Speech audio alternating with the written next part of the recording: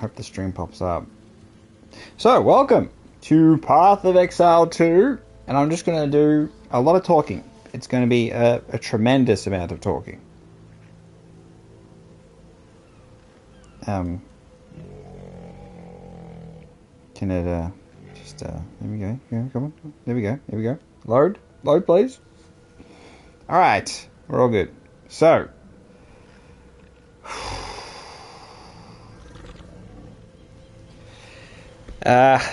today we got the Spirit Walker Ascendancy video. I'm going to talk about it and talk about, you know, where companions are at, and then look at possible changes. It can be a bit of theoreticals because there's a huge amount of changes, and I'm gonna show you that, you know, what you're getting in. What you gonna get into here. So let's start at the beginning. Currently, you can get Tame Beast. Why is my act 3? At the end of Act 2 or at the start of Act 3. So it's more likely you'll get it at the start of Act 3, depending on how quickly you get through, you know, depending on what build you're going with, how you're starting, whether you're doing the lightning arrow stuff, sniper arrow minions, you know, generally you're going to get the skill gem you need at the Dreadnought or Dreadnought Vanguard. You're going to get a skill gem, and if you're level 32, if you're probably slow. If you're fast, you'll be in Act 3. So, why is my Act 3 like that, not the different time? Oh, such a pain in the ass. So, you'll get to Act 3, and the first thing you'll do is you'll run out and you'll fight the monkey, and you'll... Okay, let's just go through here real quick.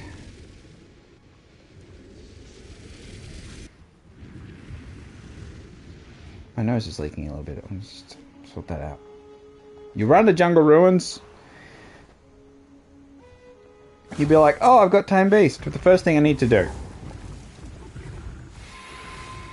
Oh gosh, the spirit.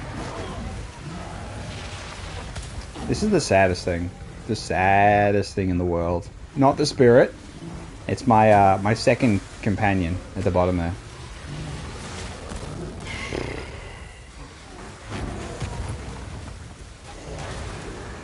Oh, do you want to know what it is?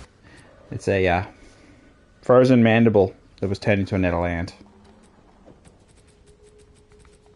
I also have a wolf. We can just put the wolf on. It's not a big deal.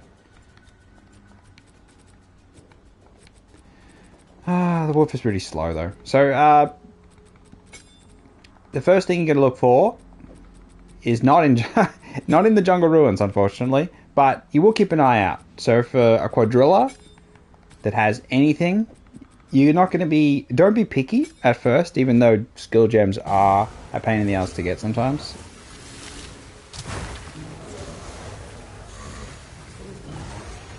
But if you can find yourself a boar or an artillery quadrilla, then grab that. That's the first thing you're going to do. You're going to grab yourself, or a monkey, a primate. They aren't bad, honestly. And they're not too crazy on Spirit Reservation. I think 45, I think. Maybe less. No, 47.4 is the quadrilla, and it's the same, identical as the iron, Silver Fist. Silver Fist? Iron Fist? Silver Fist. So you want to get, you know, your Spirit Gems. Obviously, things are easier now that we have Wolfpack, but we're talking Tame Beast. But Wolfpack, really, you still need that Spirit that one over there as well. The 9 is Wolfpack, isn't it? Let me just grab it. Have a look. We can make a Wolfpack one, because we actually have room on this character. Because this is a character from a previous league that didn't have Wolfpack. So you would get Wolfpack, obviously got to be level 31, so it's the same thing. You're looking for Wolfpack or Tame Beast. Wolfpack first, but they're different gems, so it doesn't matter. You know, you either get a persistent gem, which is rarer, of course, or a normal skill gem, and you'll grab Tame Beast or Wolfpack. Wolfpack is really, really nice. Even that, let's just make the gem actually, because then we can talk about things. So, one of the things that the showcase for the Spirit Walker Ascendancy showed was that there was a unique staff, unique scepter. Look at this piece of crap. I say that, but it's not terrible. The damage is shocking. The 27% increased damage is just doo-doo chicks. But you take Spirit plus 5 skills plus perfect roll on max life. Plus the extra 33% increased Spirit. So, you know, it's not bad. And it's Discipline, which is handy. But you get the new unique scepter lets you have any number of companions, which instantly makes me think that the limit on companions that forces you to take Trust of Kinship or get the evasion specific armor, you can have 2, is kind of irrelevant. So I have talked about this on replying to random people on Reddit, and there are like-minded and there are those people who just accept whatever GGG gives them, despite the fact GGG changes everything all the time. It changes so much all the time and doesn't change some things but changes others. Feels happy to change some archetypes because there's no big streamers who play them versus other archetypes which no big streamers play, so they're happy to destroy. But then they've destroyed builds streamers played, so, you know, it is what it is. They have done all sorts. But the new unique scepter, which has Discipline as well as the wolf on it, another companion, makes the companion limit redundant, which means you can have multiple, which again, it is a bit of a tricky thing because you do have reservation. So like Hungry Wolf here, 30% Spirit reservation. My Elephant Tortoise is obviously 56.1 because it is the highest HP pool beast in the game and will still be the highest HP pool beast. I do agree. The point was made that all of the bosses will have less health than the Elephant Tortoise, because that's how it's currently, the modifiers for health are. But there's others that have more damage, obviously. I mean, they'll all have more damage than the Elephant Tortoise. It's not actually, you know, a damage minion. It's just an Infernal Legion. If you get hasted. So, okay, let's go back to the fundamentals though. So we have our wolf pack. We have, I mean, that's not really impressive. Let me show you something actually impressive.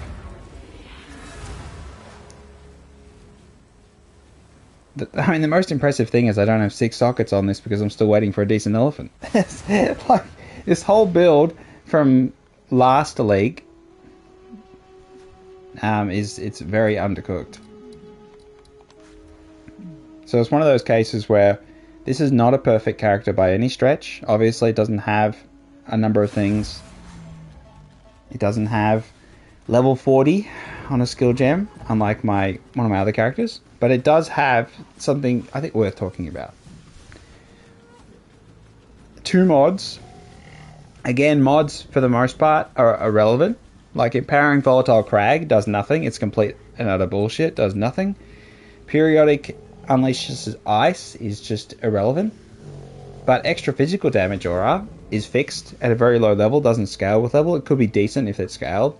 We don't have scaling, which is a massive, massive problem. Extra Chaos Damage is a fixed percentage though, so we can still, you can count that as scaling, but kind of not. I do have a huge amount of beasts we can switch through, so I will be able to, you know, show a whole bunch of different stuff. We got Plague Harvesters, the popular one, obviously. This one's got Elemental Azora. I've got Haystora on a Nettleant. It's a bit ridiculous, that, isn't it? That I got Haystora on a Frozen Mandible. Broken as shit, apparently, even though it's weaker than all the minion builds. The Spectre version's obviously powerful, but the companion version is just, in comparison, it's nothing. I've got I've got this one. This is hilarious. So I don't think it'll work, but I'll show you. I'll take the wolf off. So we've obviously got a tortoise on. So we can't socket it on. So this is one of the restrictions, which you can't have the same type, which is what that scepter also does. Not only is it, you can have as many, you can have the same. So you could have an army of elephant tortoises, all with Infernal Legion, completely decimating everything. Or, alternatively, you could have a huge amount of wolves everywhere. You could have, on my other character, I have 11 wolves. So I have, I think, 43% quality on the gem as well as at level 40. And the higher the quality, you get extra wolves. And so, with 11, you could have multiple wolf packs. And considering they only cost 60 spirit, you could easily get, your 30, 33, 40, maybe 44 wolves, which would be crazy. And again, I'll show you the wolf pack, and we'll go through it all. But I just want to show you this first, which means we have to take the torch. This is going to be a bit annoying, isn't it? But here's what it is. So, this elephant has a special ability, which was destroyed. So it used to have a aura around it, like a big spherical ground aura for Undying Will, the classic mod. What an absolute classic that is. If you haven't heard of it, Undying Will gives immortality to its nearby allies. So you could have that on your beast, and you couldn't die. You were immortal, which was fun. I did a whole stream where I was immortal. Great fun. And then they got rid of it. But they didn't get rid of all the Abyss mods. For some reason, I really do not understand why the way that they handled it was very strange. They have an obsession with the monsters having a invulnerability. Pyrrhic invulnerability aura is another one that still hasn't been addressed. They'll never address it for some reason. I don't understand it. We've got extra energy shield, ultra res, breaks armors. It has uses. Stuns is actually okay on something fast, but this is kind of the problem. So I want to show you this one because this is antithesis of the problem with the beasts.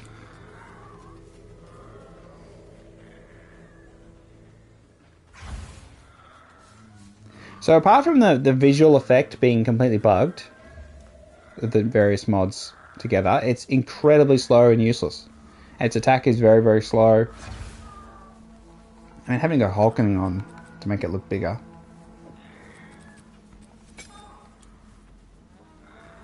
But yeah. Because we don't have any movement speed support gems for minions, we're still kind of left in this lurch, which is why hopefully the 30% movement speed buff is so helpful, but also why I'm so devastated they took the line off the Asmiri Spirit buff, because I was hoping if any of those buffs give speed, which they do, that would be so handy, because you need not just the 30% movement speed that goes with the unique boss, you need extra movement as much as you can get, because they're just, a lot of the bosses, the way they move is a big problem. So I can show you the problem with Elephant Tortoise as well. We'll make a big one, because again, it's always nicer.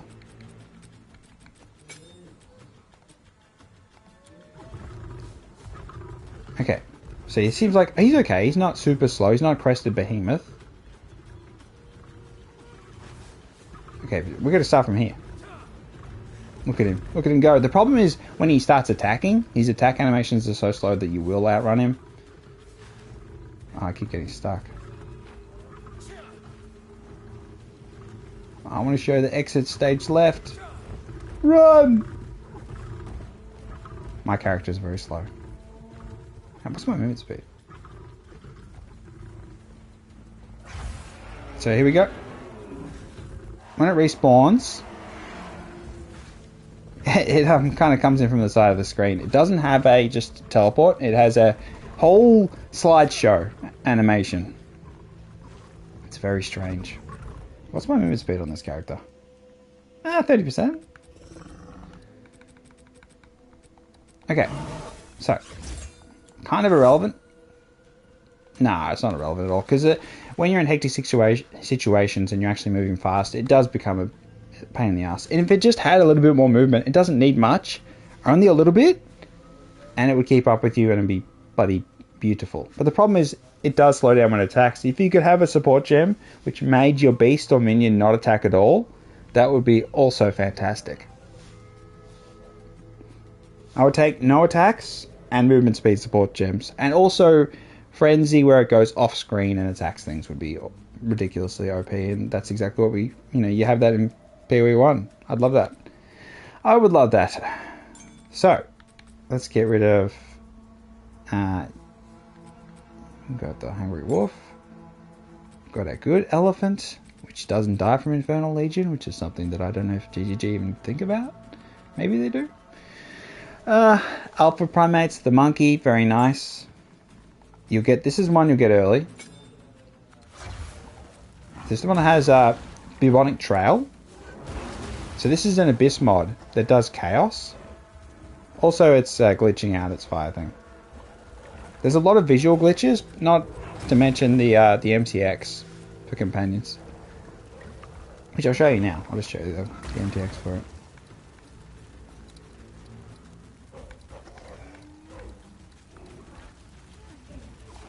Where is it?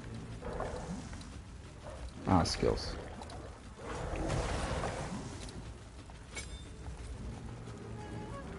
So this is the MTX. It changes your beast to make it look like a full-on chaos thing. Oh wait, it doesn't. It doesn't even work properly. So this is... I'm going to be talking a lot about it, but I don't want to circle around the reality that companions are an afterthought for GGG. They really, really, really, really, really don't give a fuck about companions. So them introducing a Spirit Walker Ascendancy is great in concept, but in execution, I'm expecting them to still not give a fuck and do a whole bunch of stupid shit, like have outrageous visual glitches and have an MTX that they sell for real money that doesn't actually do anything, doesn't cover the entire beast.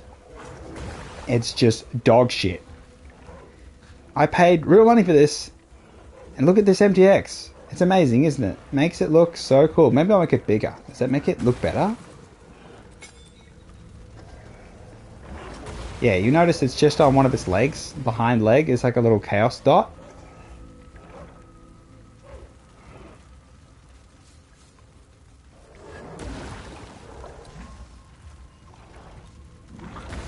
Surely it mustn't... It's used. It's on. Yeah, get fucked. It's like a little dot on its like a butt cheek. It's absolutely diabolical. And then of course the visual glitch here where you're just getting fire beams blasted. Bubonic Trail though is an Abyss mod. It doesn't really do any damage. So one of the things is the mods don't scale. It also means a lot of the mods don't do anything. Maybe. I mean, you could sort of... There's like 1% frost buildup from Periodic Unleashes Ice. But yeah, the chaos damage from these baubles, pustules, it's completely negligible. But it's strange that they still let you have them. But this beast has another ability that's actually decent though. Siphon mana and deals lightning damage is really good. One of the best. I'll show you what it does. Yeah, let's just... I don't want to go anywhere dangerous. We can go... Oh, I want to show... We've got Curie. Alley Caves. Perfect place. This beast is going to get its ass kicked. Is there anything I can do to make it decent? Probably not. Well, let's get the tortoise ready. Just not quite.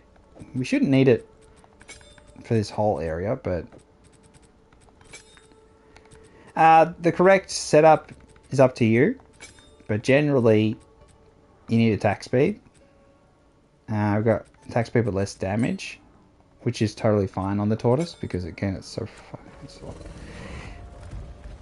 I want to deactivate you. Just so we can have a look at this. So, mana Siphon and lightning damage is fantastic because it's a radial lightning ability. Again, it's not going to do a lot of damage. Maybe will. See, it does a little bit of lightning damage. It's just handy. I mean, yeah, it's not doing much.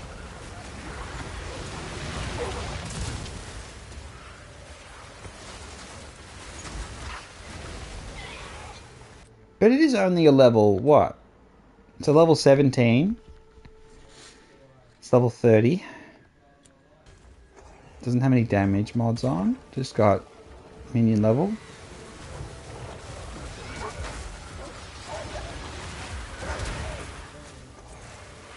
You know, it's killing stuff.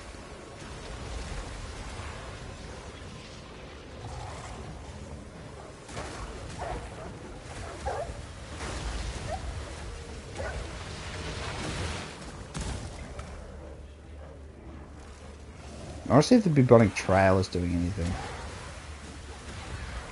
What do you reckon? Oh, I got Ravenous Swarm on. I gotta turn them off because they Ravenous Swarm I really like, but they also bugged audio on console for a long time, so I'm traumatized. I'm sure they're fixed by now, but they did this thing where they added this crackling effect, and there was all these audio issues on console for a while where we just had this unspeakably loud, ear-destroying audio occasionally. I could just go, and then you couldn't hear anything. It was just shocking.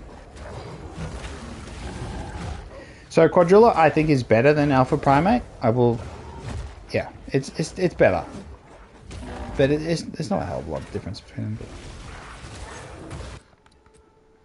Because we're talking what, 39.6 versus 47.4. So obviously there's a difference in HP.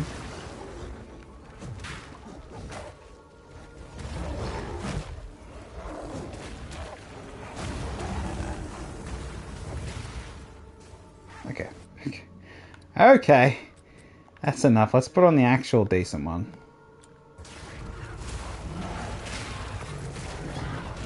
The only issue with the Elephant Tortoise is the ideal combination of mods you're looking for.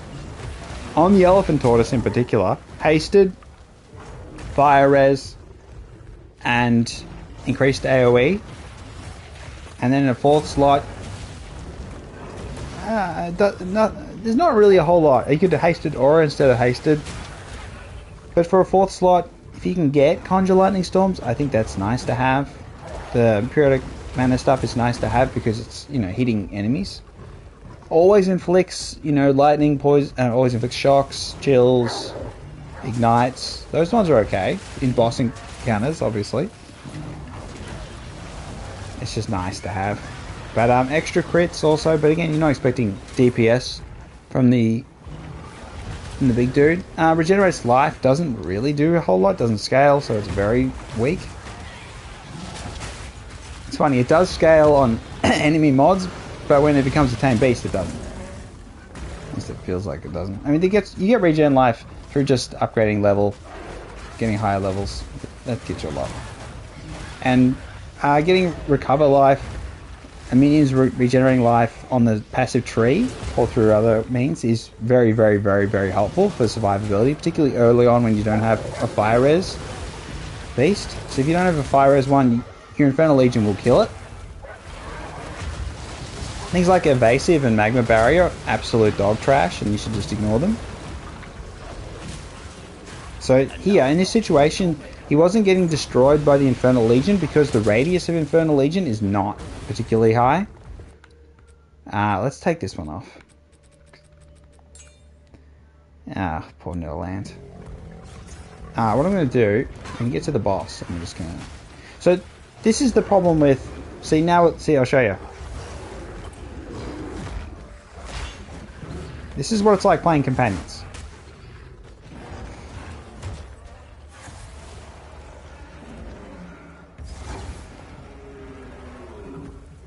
The problem is, Elephant Tortoise's animations need a cleanup. I want it to just teleport. I don't need it to walk off from the side of the screen.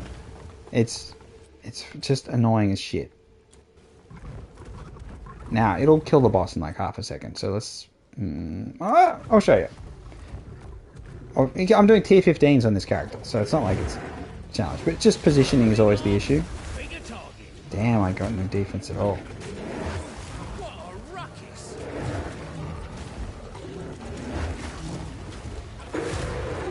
I could have used a curse. Made this a lot easier. But this character doesn't have... So let's do this. It doesn't have Wolfpack, because the Wolfpack didn't exist. Yeah, it does. Okay, so whether you can get them all hulking is kind of the question, isn't it?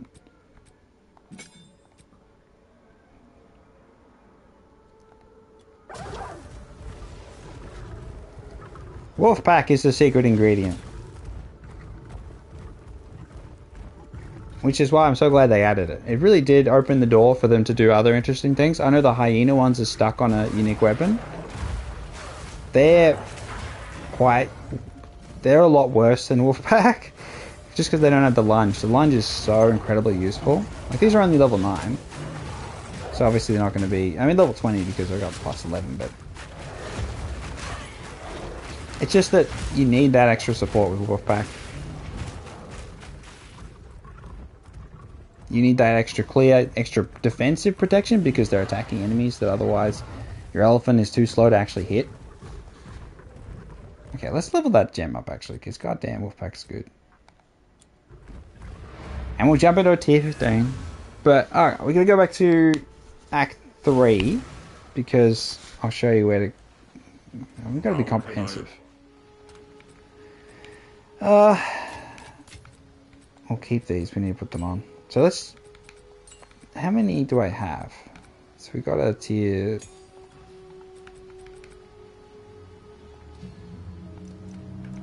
Upgrade it. I mean, maybe just get a higher one would be better, wouldn't it? Because 24, 15k. Okay, I can't see it because we got a better one. We can do better. Persistent 18. I don't have a persistent 19. That's so dog shit. Oh, do I have the stats for this? That's a good question. It looks like I don't. There's one thing I don't like about the introduction of Wolfpack is that it had... Oh, stop it. It requires strength and in. Surely I've got more than that. Bloody oath. I just don't have enough strength.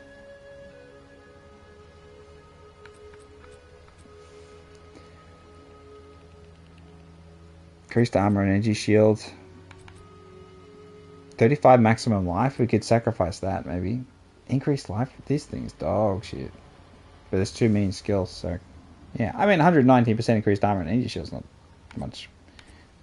Not bad. Increased block chance.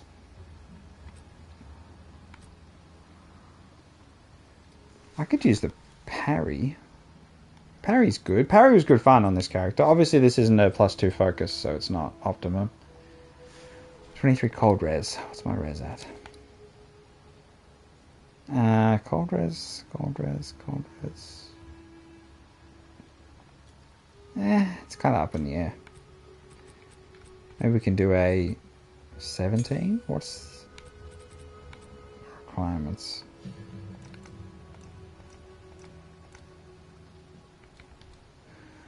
$70. God damn it. Cringe. About 15.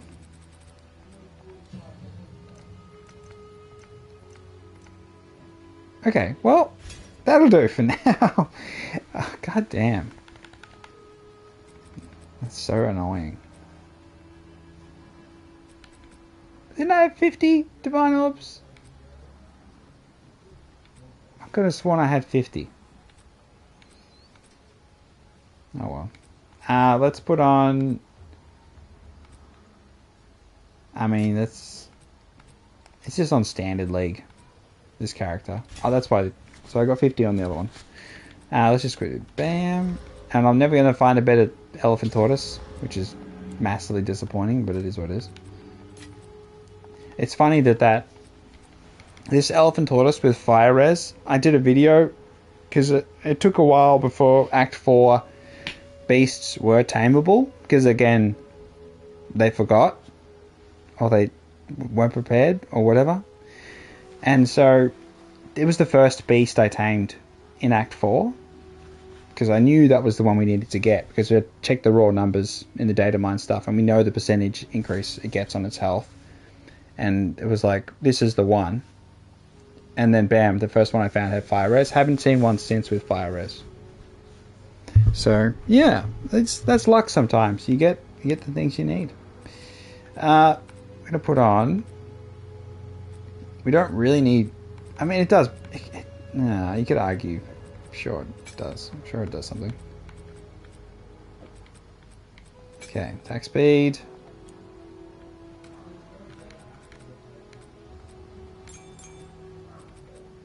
Oh shit, I put them in there and they're going to go somewhere else. Netherlands. Guardian Turtle. This one, Guardian Turtle with increased AoE. And it's got Elements for Res Aura. It's pretty goddamn sick, but it's so slow it's useless. You can't use it. I'll show you. That's always a good idea. I do have Cool Max Desecration. Okay, I can show that as well, which is pretty cool. I do have an increased AoE, but I don't have it with Fire Res as well. Conjure Flame Walls. Shroud Walker is interesting. Shroud Walker Drudge Obsidian. It's a great one. Cultivated Grove is another great example of absolute dog water. Shadewalker Quadrilla is actually cool. Stoneclad Gorilla is also interesting. So like these are like the main ones that are actually going to be in your considered useful. Whether you get a Drudge, a Plague Harvester with an Elemental Aura on it, again, that's another way to do things. So I'll grab that as well. That's what we can do. Go into tier 15.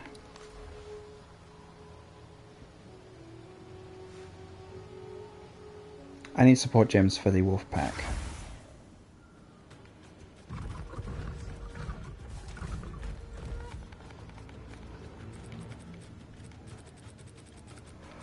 Oh, I think I got one too many. That's fine. Okay, so let's talk about support gems. Obviously, Minion Mastery. Feeding Frenzy, I think, is not too bad. Like, you take more damage. It doesn't matter. Like, things won't die. Infernal Legion 3, obviously. Once you have enough fire res, which again is tricky to do. Sometimes you just have to rely on the thing respawning. One of the things they're changing is the cooldown time. So I'm going to show you that cooldown time is irrelevant. Oh, let me just... that don't mean I'll switch character. Let's just do that real quick. So, let's go over here. So they are making a number of changes. One of them being they're removing the Asmiri spirits. It looks like. That's what it says on the tooltip on the Ascendancy in their video. That they don't have Asmiri spirits on the bosses. Maybe that was beforehand. Maybe not. But one of the things you can do is while my Stoneclad Gorilla here is dying of Infernal Legion. This is my oldest companion build. So it's got a dog that's insane. But the Stoneclad Gorilla is kind of whatever. You can, instead of waiting 4 seconds... Oh, there you go. So if your companions die, you can swap weapons and they instantly revive. So the fact there is a revive node on the tree is funny. So this is a different approach to the tree than the other one, obviously. FrostyFire10. Howdy. This bullshit. Look at this bullshit. Okay, let's focus here. So, one of the interesting things that they add with the companion nodes is the companion revive speed, which is minions revive faster if all your minions are companions. So you get 50% revive time, so it goes from, 8 seconds to 4 seconds. FrostyFire, there is 0 people here. Are you talking to yourself? You may not know this because you don't check on the live page, but people watch the VOD. Some people are asleep when I stream and they just watch the VOD. And so I'm, recording it like it's a YouTube video because it is a YouTube video. So maybe you don't care to check. But lots of people watch and comment on VOD, particularly for this game. Some of my other games, not so much, but particularly for this one, lots of people are asleep because the audience is American. They're asleep. So, like, and again, my approach to streams is the same as a YouTube video. So that's so that anyone can watch it at any time, and it's not always just pure silence because I've got no one to talk to. Like, so I'm talking to the people who are maybe going to watch it later, who are busy, they have busy lives, they've got stuff to do. I'm going to treat them like they're there, regardless of their opinion. So yeah, I mean, I think it's much nicer as well. It's a much better approach, I suppose, than waiting for someone to turn up and then trying to talk to them. Because they can say very mean things. And, you know, be like, yeah, that helps the conversation. So I'm just going to ignore and move on. Here we go. So, minion revive time is irrelevant because you can just do weapon swap to get it back. So, that's one of the things they talked about. And the fact they talked about it means they don't know fucking shit about companions. They do not know jack shit about them. They haven't even watched one build guide on Infernal Legion? Because you see every single build guide is just swapping. It's just elf and tortoise swapping. Like, it's just constantly swapping weapons to move it around. Same with the Bog Commander, which is the Spectre thing, has the most health for Spectres. Infernal Legion is swapping it around because it's so slow. It's one of the slowest units in the game, and people swap with it. So anyone with half a brain would realise that revive time is irrelevant, and the fact they put clerics on there in their showcase was like, what the fuck is the point of the node? Why have a node, companions only, revive faster, and then put clerics on? And why do they need healing? They've got life regen. And anyone with half a decent build is going to have enough life regen, the damn thing never dies. Oh my god, it's so stupid. So stupid. I don't understand how they can be so stupid. I'm ranting again. I'm sorry. It's just so stupid. They're so stupid. I don't understand. The person who's in charge of companion builds at GGG, they need to look around. They need to look around and have a look at some companion builds. They need to look around. They need to open their eyes because they're doing such a shit job. The passive tree is in such terrible condition. They nerfed the tree. They took nodes away. Companion attack speed nodes away. Because of what? Why? What is this whole thing is irrelevant. It's only allocated because it's an old character and it's just stayed on there. Like, they're literally... This is a personal damage one. For your companions, it doesn't lose anything if it has also companions have increased attack speed while in your presence. That's the whole point, is synchronizing the two of you, not just one of you. I hate it. I hate that companions were designed in such a way that presence was such a big deal. Because it's trying to tell you that you should never, ever, ever dream of having a decent frenzy support gem that lets your minions go off screen and kill stuff. Because they won't be in your presence and they won't do as much damage. It's just... I think if I hadn't have played, SRS in PoE1, maybe I wouldn't be as bothered. But because I've seen a better world where you have minions that actually are, like, aggressive as shit, and go off screen and just get shit done, it makes these look so inept. So freaking inept. And the changes is so stupid and not thought out. It screams just absolute ignoramus bullshit. The other side of it, of course, is here, where they also took away nodes because people were bloody running rower and running down here and grabbing these couple and getting efficiency. The bloody rower users were getting companion damage and increase their own damage, and because of that they took away our own damage from here. So they punished people playing dedicated niche companions builds because of the roll amount,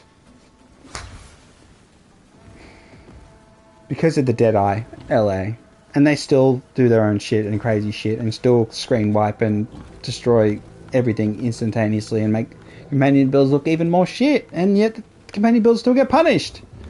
The jewels you'll be using are always, there's companion damage and life. It's very rare that you can get it yourself, but you can just buy them. They're expensive I mean, they're not the most expensive. But, you know, you can get lesser. You can get like a 15. I don't know what the price is right now, but I'm sure it's not particularly interesting. Like this 1919, I think I got this cheap because this is an older character, naturally. But now, maybe 30k. Maybe we can have a look on the market, how much it costs. But generally what you want from a companion node is they were like this. So companions have more health. You have increased defenses while they're in your presence, all to make up for trusted kinship, taking away your defenses. So many of the nodes are trying to counter you sacrifice 30% of your defense so that you can have 2 companions. And then you share your defense with them. So you can give them energy shield. It's not a huge help to them. Honestly, it doesn't really benefit them a whole lot. Maybe early on gives them a little bit of shield, which is nice. But later on, it's pretty much irrelevant. Evasion, maybe you could argue, but nah, it's mostly irrelevant. So because they have much higher health pools. So, like my Elephant Tortoise has 87k health, and that's low for an Elephant Tortoise. People get up to 120k, so yeah. So the new unique scepter that lets you have unlimited number of companions makes this node even more of a slap in the face. It's really just telling you that the companion's getting defense from your defense is actually dog shit. So that they're self-reporting that their own nodes, their own key fat nodes on the tree are dog shit. So they're going to have to remake it. I hope they do. You know, yeah, I'm being very aggressive and loud, and it's mainly because I know they don't watch my videos or give a shit about companions at all enough to even care about different opinions. They just simply have a dumb opinion and they're going with it. A dumb perspective and they're just backing it in. The minions have increased AoE. I don't know how much effect this has on Infernal Legion. I assume it has. I don't know. I feel like... Yeah. Can we check? We'll go wait for it to be alive.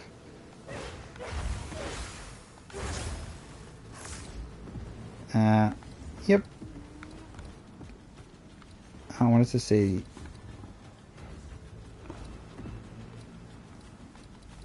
I guess we can't. Inspect mode. No. Freaking ghost shrouds for the this characters from so long ago. Okay, let's get back to the other one. The dog I had there is unbelievably good though, I will say. So, this is a substandard wolf pack, because it's not as good obviously as my other one, but it's something. We've got 26. Let's boot up a T15.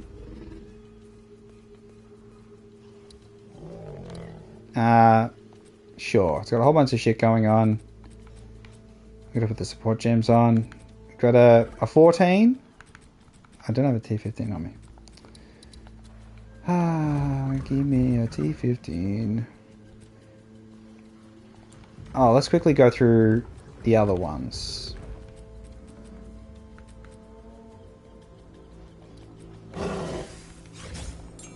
Okay, so Plague Harvester is a classic. Oh, let me go to I'm going to regather myself after ranting and raving. So, you go Jungle Ruins. Infested Barrens is where you're going to be farming at the beginning of your Tame Beast journey.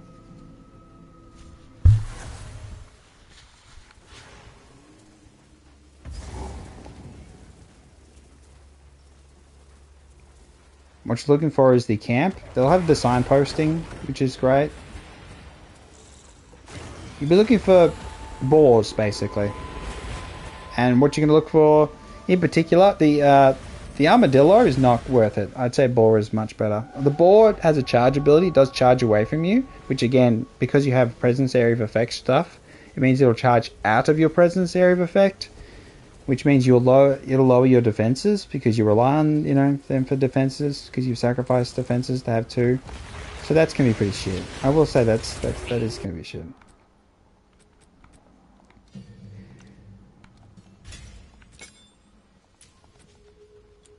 Easy.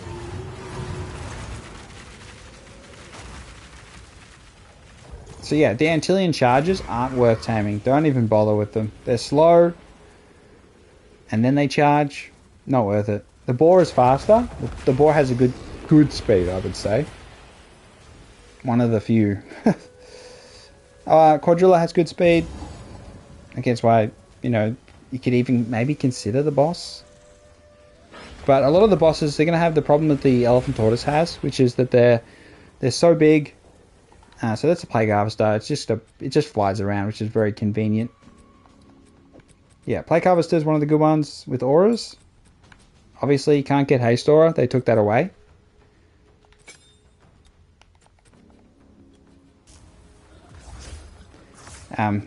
This one's got DD. DD is a nice mod to have because, again, it's detonate dead. So it should, you know, you shouldn't have to worry about scaling with it. But I still feel like it doesn't do shit. So this one's very incredibly slow and annoying.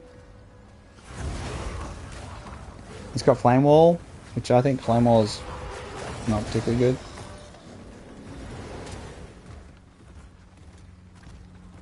Oh, it's also got what am I talking? Conscious Flame Walls, Volatile Souls. It also has, which is an Abyss mod, so you'll see it activate. Maybe. Oh, there it is. You see it? So this is the camp that has 2 rares. What you just have to do is get to the checkpoint before you run into the rares, and then you can just keep respawning. And you can hunt for whatever mods you like. So early great mods, if you just want to get a 2 mod, you can wait. You will get a 3. You can get a 4. It just takes a long time. So a lot of RNG, a lot of farming early on for decent tame beasts, which is why I do recommend Wolfpack. Because you just don't have to worry about the annoying parts of tame beast. And that's also why the unique bosses will be good, is that you won't have to... The farming for mods on them is much, much later. So you won't have to worry about it. You'll just get the Silver Fist and the Wolf Pack, and you'll be okay. You won't have to farm. You can keep an eye out for decent mods, of course, but it's a lot less stress and annoyance until later on you're trying to farm Elephant Tortoises to get a decent Elephant Tortoise. I don't even want to think about it. Which is why I do like the idea of Wolf Pack with the new Scepter and having a whole bunch of Wolf Packs, just because it's less stress. Less of this RNG dependence, which is what so much of beast taming is. You're looking for the shiny. Like, it's been compared a lot to, you know, Pokemon and that. But you're looking for shinies, unfortunately. And you're not looking for your run-of-the-mill beast with 4 shit mods. Or 2 shit mods. You want the 4 perfect mods that synchronize. And they are not common at all. They are on shiny levels of difficulty to find. And I really, really do not want to think about how much time I've spent trying to farm a goddamn Elephant Tortoise. Bloody oath. Shroud Walker is a really good one. The application of Shroud Walker is... it's good on faster mods, obviously. Like Quadrilla with Shroud Walker, which I'll show you in a sec, is actually really cool. But we have our farming location there. Let's teleport. So yeah, we have our little farming location. You just respawn. So you can farm here, Infested Barrens. Where's my bloody portal? Waypoint. Okay. The other one is Interludes. It's over here. Karo Bazaar. So you'll have boars for a while. Maybe you'll get lucky with a decent Quadrilla. I didn't. Like my Quadrilla I've got in this character is from maps with 4 mod, but yeah, decent Quadrillas are pretty bloody rare too. So if you find one with just Shroud Walker or just hasted, extra crits, that'll be okay. But again, Conjure Lightning Storms is the one you want, because early on it doesn't matter that it doesn't scale, it's still just good. Do you think we'll get a skin in Fortnite one day? Punisher's already got a skin in Fortnite, don't they?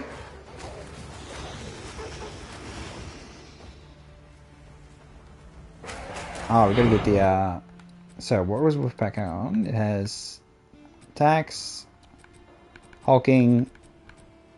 Oh, and we also got the Drudge Obsidian. Not really getting to see what it does. I do like Feeding Frenzy. I could do Heft, more max physical hit damage. It doesn't look like the actor from now on.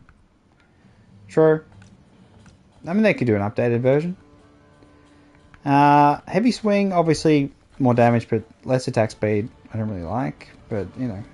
I never use Muster. You don't need Muster on companions, and the idea of fitting in minions when it's supposed to be a full companion build and you're supposed to have the extra arrival time, and I think conceptually, I wildly prefer to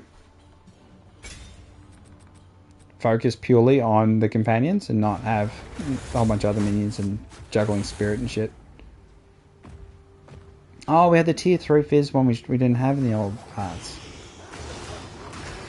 So Shroudwalker has a cloud as it teleports, and the teleportation is actually pretty cool because it does give it extra aggression. 26 Punisher actor I like. I know what kind of man you are. Alright. That's a good line from Walking Dead. We've got Coolmark's Desecration, but I want to look at Quadrilla. So the Quadrilla is pretty good, 42.3, only 40%. Is it showing my updated reservation? Or base reservation? So you see it just, it teleports around like crazy. Whether it hits a lot of enemies, you could argue. I mean, it doesn't have attack speed on, but... This one has this is the Abyss version of Shroudwalker, isn't it? Let me have a look. Yeah, Shadewalker. So this is the Abyss version, so it has like a full AoE thingy, which is pretty cool.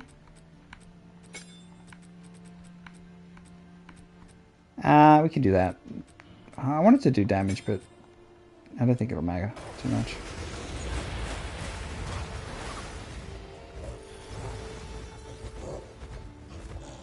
But yeah, Shadewalker's pretty cool as Abyss mods. I don't know if we'll still have Abyss mods going forward. I would think that they should just remove them all to not even have that up as a question. The process of getting an Abyss mod beast is a little bit convoluted. You just need to run Abysses. You need to find the specific Abyss mod on map thing, which is it's on a tablet, isn't it? It's on the Precursor tablet. It's one additional mod is an Abyss mod. It's very expensive now compared to before. The old Beavis and Butthead back in the day, eh? I didn't say I'd like them. I didn't dig the animation when I was a kid and watched it. It was just kind of like, but then, no, I didn't get it. Is how I'd describe it back then. So this is where you farm Plague Harvesters. Look at that damage. So poor.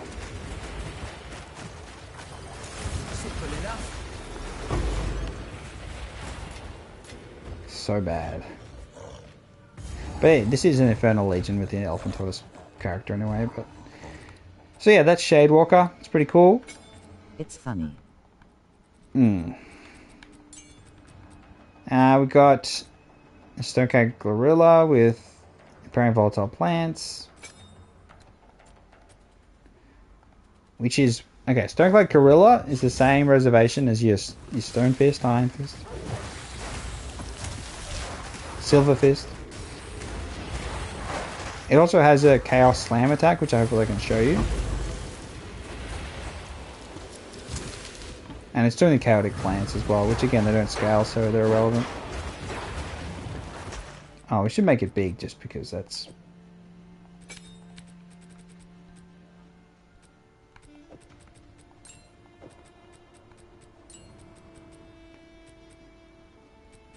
Where's big gone? Did I only have one hulking? God damn it. Why have we even got Ghost Dance on? Whatever. Let's look like Gorilla hulking. FrostyFire, how have you been? Alive. Just getting bodied by all the constant changes to companions and not sure where it's going to end up because everything I'm talking about could change. I hope it changes, but also my inner pessimism is flowing.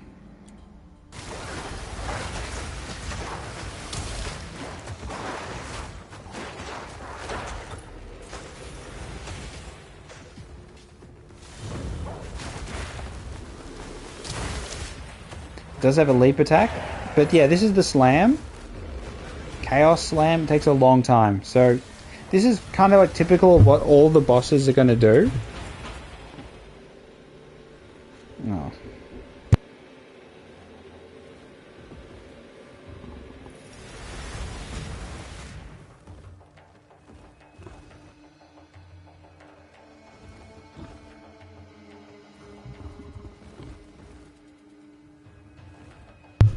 Alright. So, let's have a look at the stats. So this is a basic Stoneclad Gorilla, 54k health. So this is kind of what you're going to expect. FrostyFire, why are you playing Diablo 4? This is Path of Exile 2, not Diablo 4. So basic attacks, whatever. Leap slam, we got basic attack, and the big slam. So the big slam, attack time 1.549 seconds. It's one of the most egregious attacks, but I'd expect similar. I mean, the swirling slam from the Silver Fist is going to be identical to that, or worse.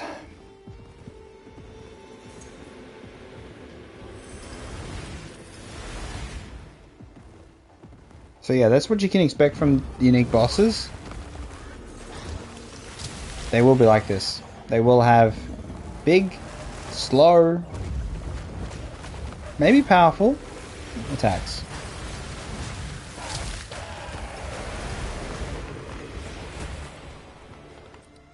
Okay.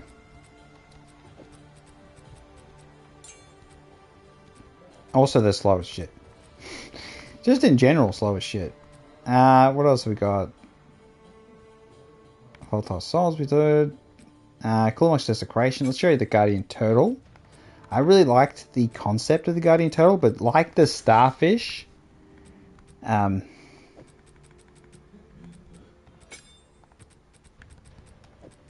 I like the Starfish.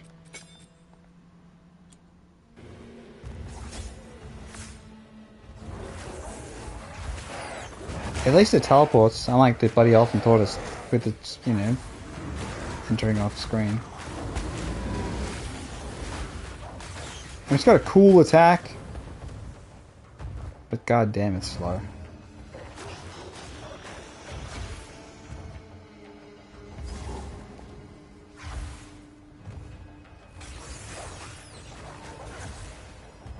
This is not really doing a good job of being a damage joker. This is very much a... Companions are actually not great at all. The damage buff of 300% or 200% is... yeah. This is why it's needed. Come on.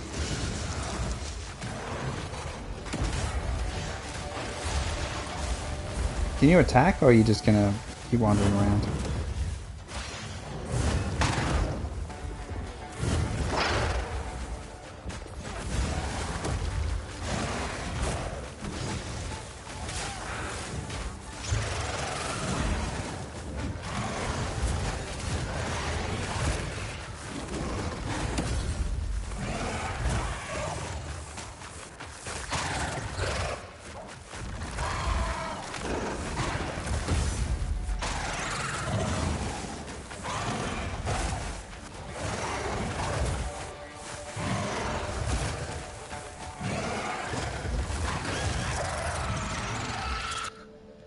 So yeah, I like the tortoise. Always poisons. You saw it. It did poison. But yeah. So this is another elephant tortoise, but this one has a very interesting set of mods.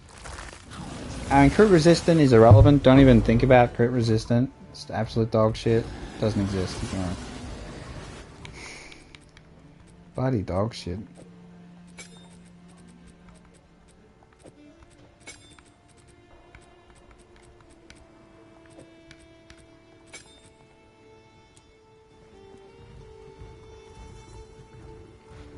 But this elephant tortoise has a cool marks desecration. So what's this? What's this? Look, it's got the laser beams.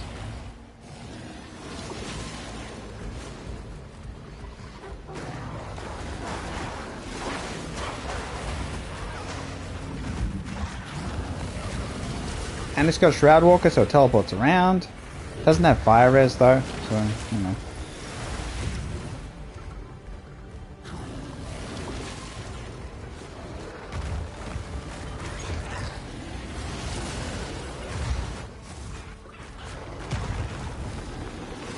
Check the chest. There could be a mirror in there. Yeah, so Shroud Walker is quite handy on slow beasts. I mean, it's absolutely necessary on Crested Behemoth is a whole other kettle of challenge. But before the Elephant Tortoise was tameable, Crested Behemoth was the supreme being when it came to HP pool. But it's a lot slower, and it has a whole bunch of telegraphed long attacks. So it is probably the most similar to the unique bosses in that it's just like it does damage. It's got tail sweep, laser beam, charge, but it's just slow as shit. Also, the Cool Marks Desecration, the big green beams, they do like no damage at all. I don't know how they coded it, but compared to the damage it does to a player, it's absolutely minuscule, and it's really just disappointing. Say that for all Abyss mods, but the Abyss Conjure Lightning Storm's incredibly rare to get on a beast. I wouldn't mind getting that, but I never got that. But yeah, there's some interesting stuff that they left in the game that they just simply do not think about. They just don't, they don't care. And, you know, if you don't laugh, you cry.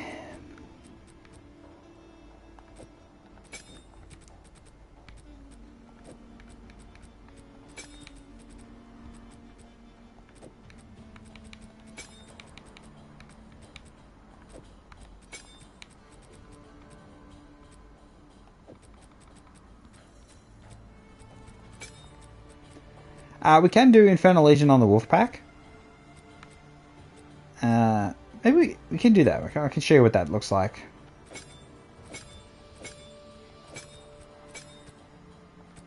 Oh, we got Ignite 3 as well we can put on. There's a bunch of stuff you can do with Infernal Legion when it comes to the mods. But yeah, my fire res is pretty good. So they won't die instantly. So this might actually be good fun. Let me just go to the front. Just go in there. I'm gonna go grab a map. Probably the most surprising thing is this character can do T15s. It's just, that's the thing. I don't know if I'm really... I mean, I'm not even casting Detonate Dead, which is a big part of the build, but... Let's put some of this stuff away.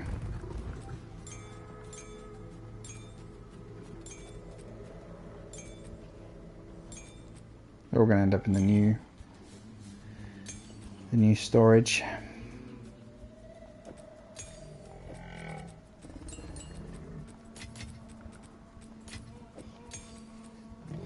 So, we need a tier...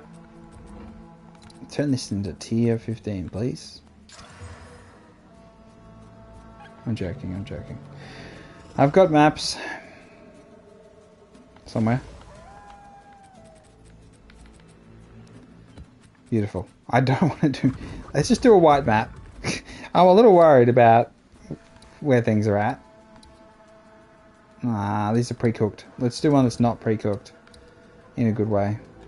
Delirium.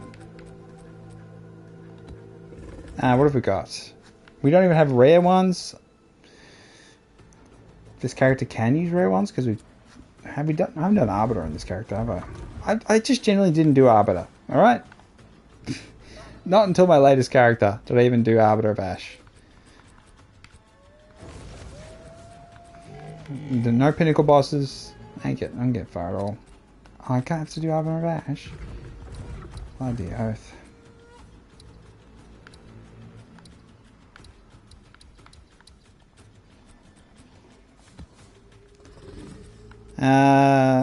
Number of mods. Okay, let's just do it. Here we go. A character from a league ago.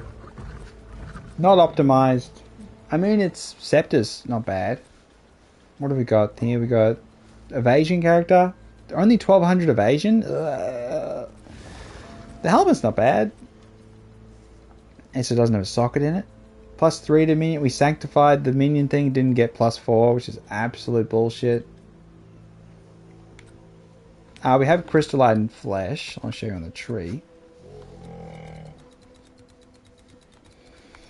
We do have this one, which is max res, which is obviously essential for Infernal Legion.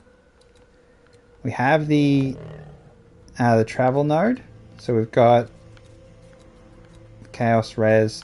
Obviously, now that they've changed, there's a better travel node for companion builds, which is where are you?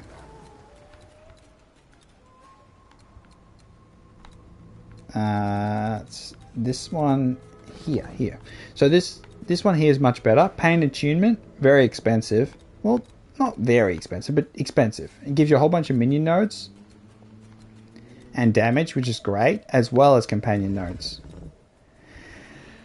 Onslaught while you shapeshifted, you don't need, unless you're going to shapeshift. That's a whole other kettle of fish. But it's just nice. You don't need that one either. But just get more damage and defenses, which is good. And some res. One of the other things you need, I feel like you need, which this character doesn't have, is the sharing rage with minions, which I should be able to figure out where the heck that is. Maybe?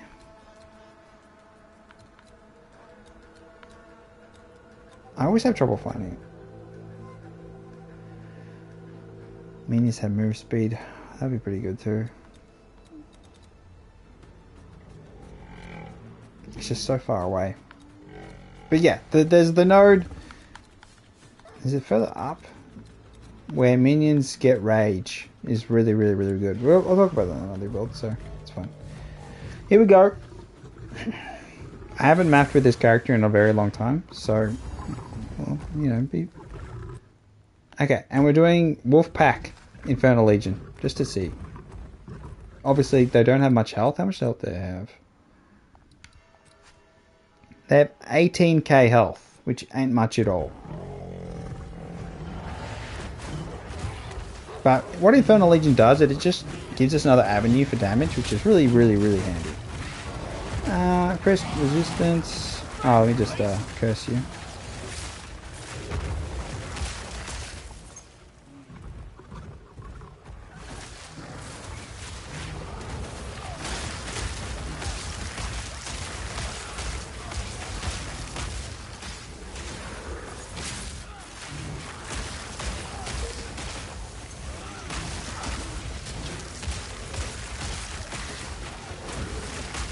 So we just be exploding the whole screen pretty much all the time.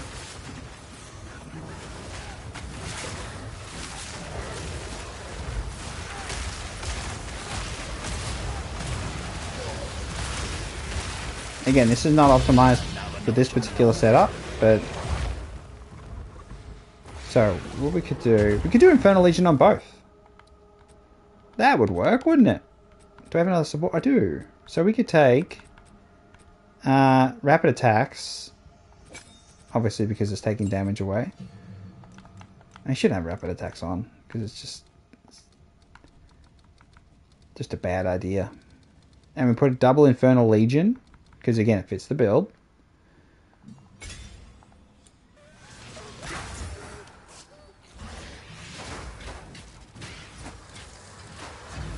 There we go. So now we have a full Infernal Legion army. And we just DD. Where's the boss? We will have to cast our curse frequently. I don't have Sniper's Mark, which I really like for just controlling them. Extra energy shield, extra fizz. Powerful minions doesn't work for us. It'd be nice if it did, but honestly, this is pretty damn. It's only a white map, T15, but you know, you gotta get your teeth in somewhere. Ouch, I'm dying. I just gotta keep more active with my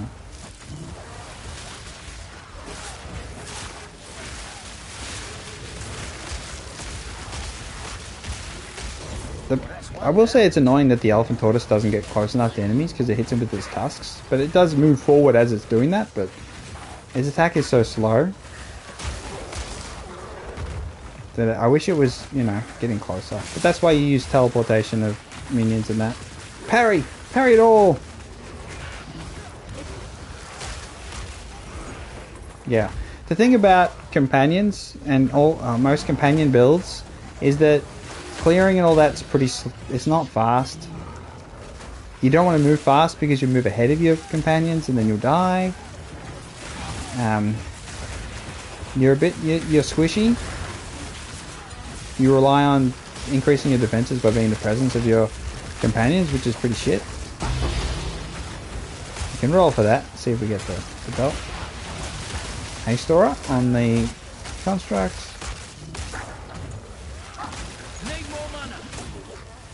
I'm just standing in chaos.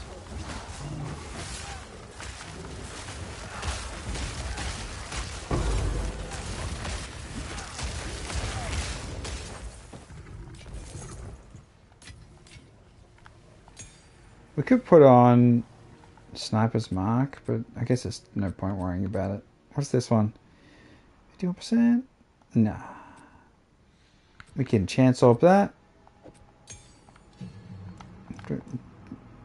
My arc is only level 17. It's worth putting out, maybe. There's, oh, I don't even have the thunder cloud stuff. You just keep arcing. My spell damage is meaningless. I wouldn't, yeah. Even when you share damage, like when you have increased your damage while in the presence of your companions, those sorts of nodes, it's nowhere near enough to actually scale them to be useful.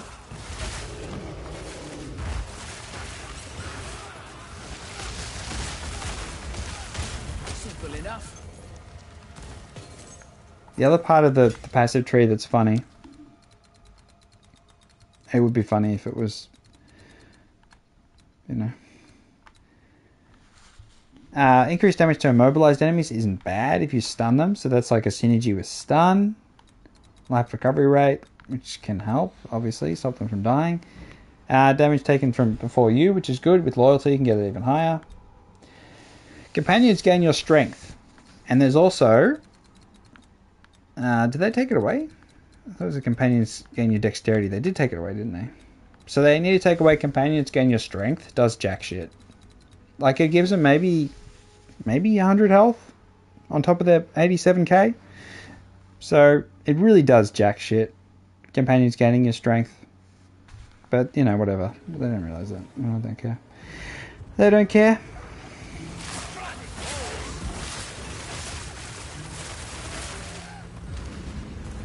I think I don't like Infernal Legion on the Wolfpack. It's like, it is extra damage, or is it? Because they're dead. I don't want them dead. Let's take... what have you got on? You got heft, rapid attacks. I want physical. Where are you? Did I put it away? Stun 3 we could put on? They do less damage though. It's kind of annoying. I need another support gem. Drop a support gem, someone. Drop a support gem! Yeah, the whole egg This shit really is annoying when it comes to Elven Tortoise. The whole entering stage left stuff is just...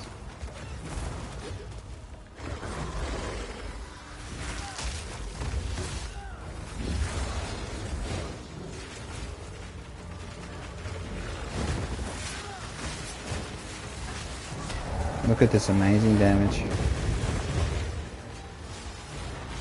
Look at this gang-breaking damage.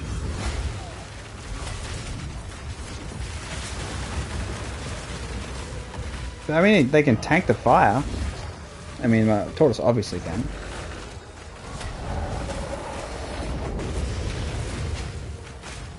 But yeah, it's not always close enough to do its Infernal Legion, but when it is, it's doing good shit.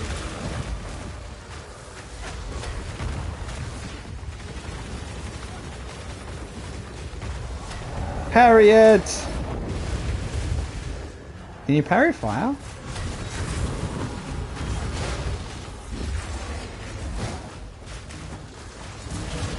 So that's what, 1.6 million health, no mods. It was the mods of the thing, but... Yeah, this isn't damage maximized, obviously. You could, you know, we could chuck Ignite on. So we could take, what, Feeding Frenzy? You could argue Feeding Frenzy.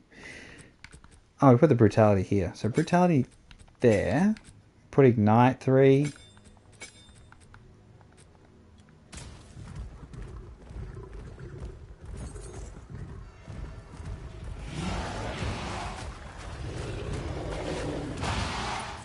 But yeah, you do have to keep an eye on to see if things are actually close enough to get Infernal Legion.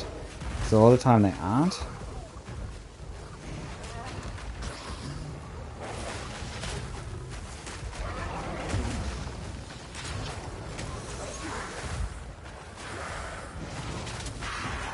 Yeah, and he attacks from too far away.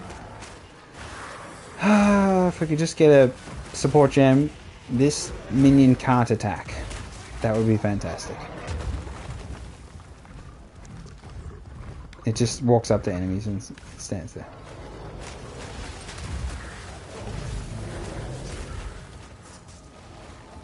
Killed. Killed by death.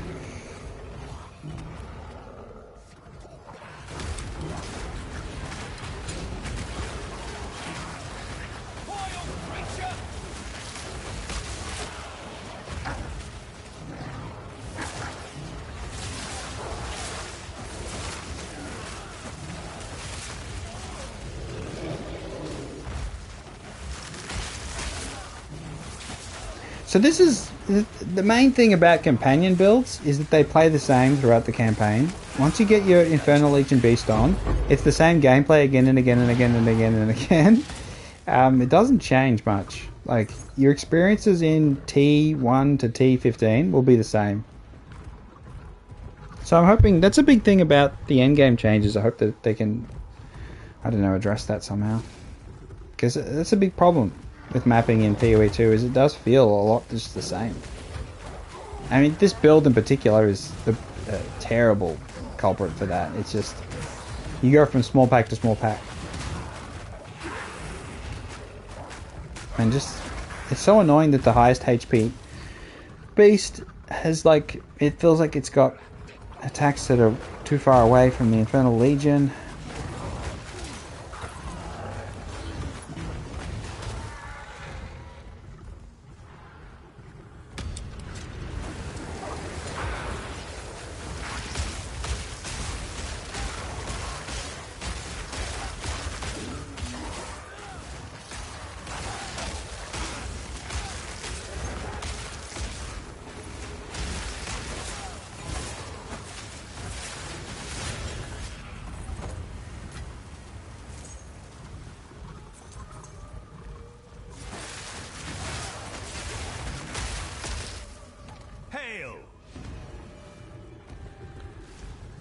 Buddy, we don't need...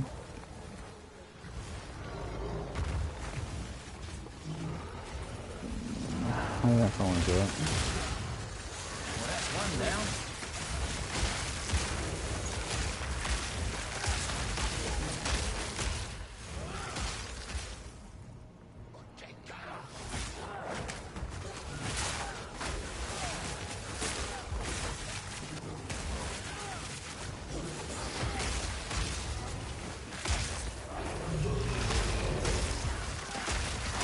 The old chaos pool.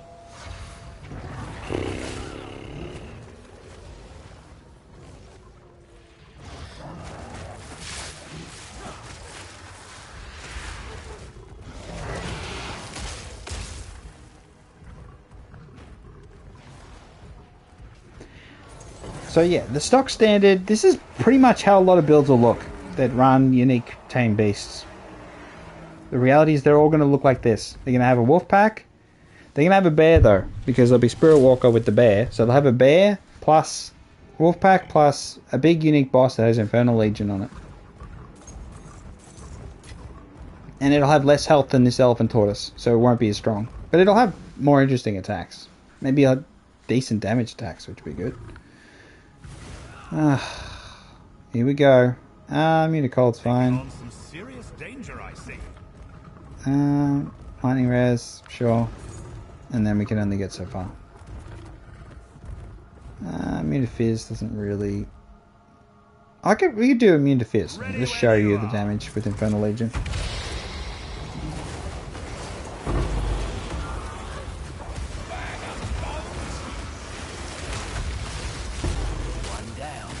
And DD.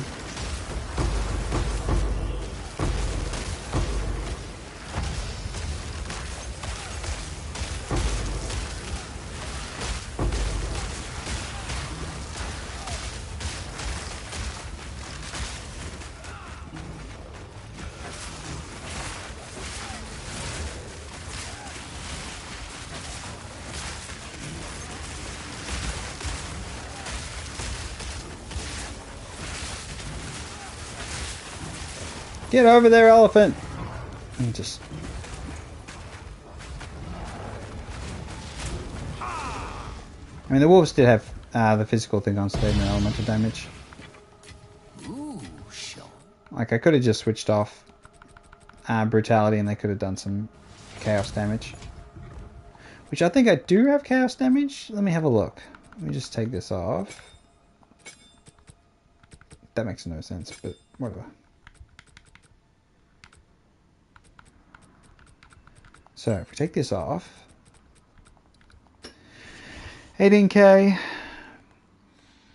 30%, 86% increase medium max life, chance of days, shield, armor, nothing, evasion. They got 6,000, so 40% chance to evade. All res to 80, chaos res 70, and then we've got basic attack. Physical, fire stun build up, chaos stun build up. So we have fire damage and fizz and chaos. The chaos amount is so minuscule. But yeah, if I don't put the physicality on there, they can do that. The leap slam is one of the really good things about Wolfpack, particularly with Sniper's Mark. It triggers a leap slam, so you can get all of them to do a slam, which is great. Compare it to Elephant Tortoise here. 87k health. 611 energy shield, 7,900 armor, and 6,000 evasion. And the res, we got fire res 90, naturally, that's what we need. Because of fire res. And then it takes more damage, of course, because we got the damage increase. Damage per second, average damage per use.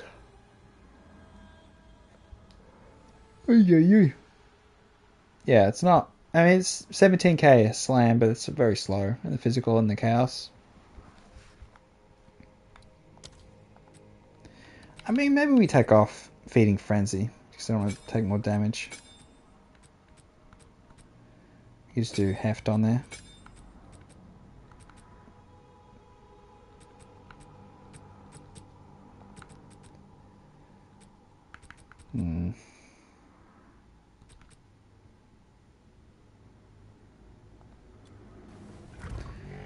Okay, let's just grab.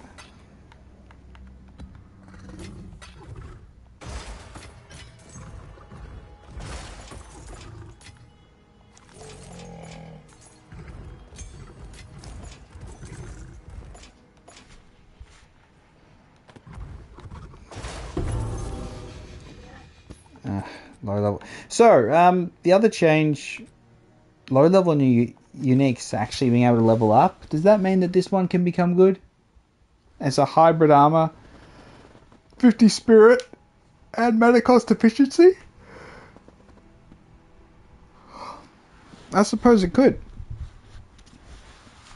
It's just about where they put their expectations. Would be, level 90 version, or level 84, or maybe 83. Would that be 1200 armor? 1000 evasion? Or would it be like 1500 armor? 1300 evasion? I guess, the question is just where do they hold them? Because if that's, if it gets there, it wouldn't be bad, All attributes, no res, which is a problem, but spirit.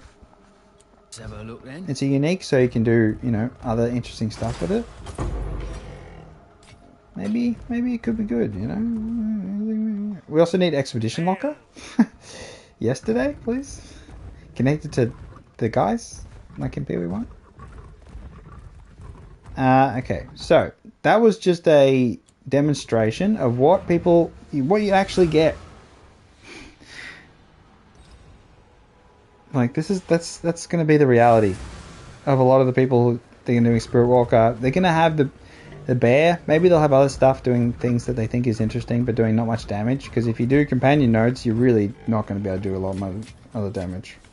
If you want to do the run a weapon as well, a great idea. You'll do more damage, but if you don't have a scepter in the offhand, your companions in Wolfpack and all them aren't going to do a hell of a lot of damage. So you're just going to have to run a scepter with a spear or something. People say, they do the two-handed mace, but then you got to use mace skills.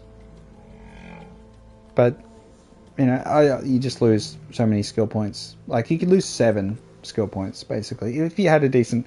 I've still got the parry shield here with deflection, so I've got some eye on the fact I need to not die. But otherwise, you'd use the focus with 2 minions, which is going to cost you about 10 div, maybe 20 div. Not cheap, but I mean it's worth it.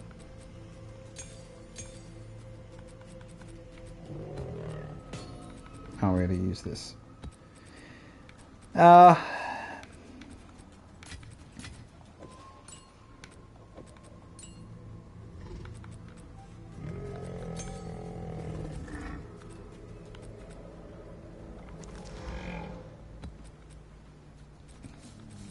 don't have things set up.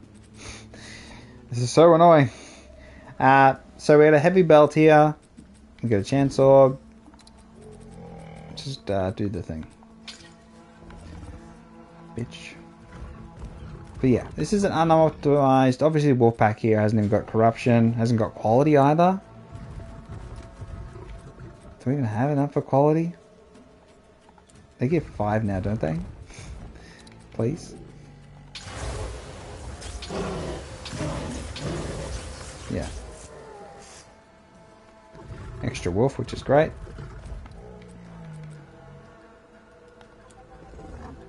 Okay, so this is... what's the ascendancy here? We've got the old gemling, so we have levels to skills. This one isn't properly clever, unfortunately. So we've got increased attributes rather than what's actually smart, which is getting quality. But, there's other stuff you can do with gemling. I don't know if gemlings can be changed, but let's see what happens.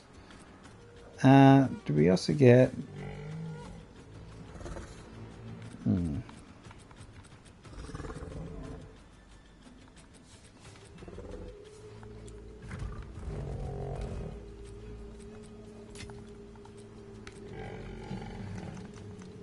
There was something else I saw when it came to Wolfpack. You could do elemental things, which is interesting.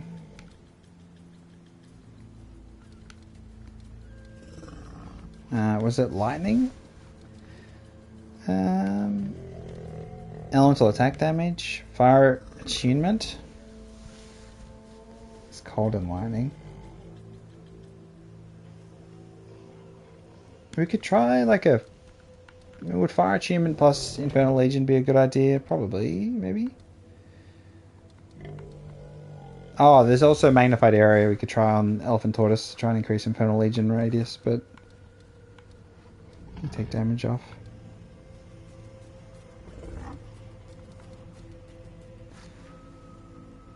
We could do that one as well, synergize with Immolate. A bit more you can do with Infernal Legion. So I do recommend, you know, looking up some of the Infernal Legion builds if you want to take that direction further. But I do generally prefer... Let's just switch. This is a substandard character from a few leagues ago. But here, my most recent, my most powerful character. Defense is probably, you could argue, could be a lot better. But, you know, it's what it is. The moment you equip a focus, you really just say goodbye to defense. Unless you got energy shield. Which I just don't really have a lot of energy shield. The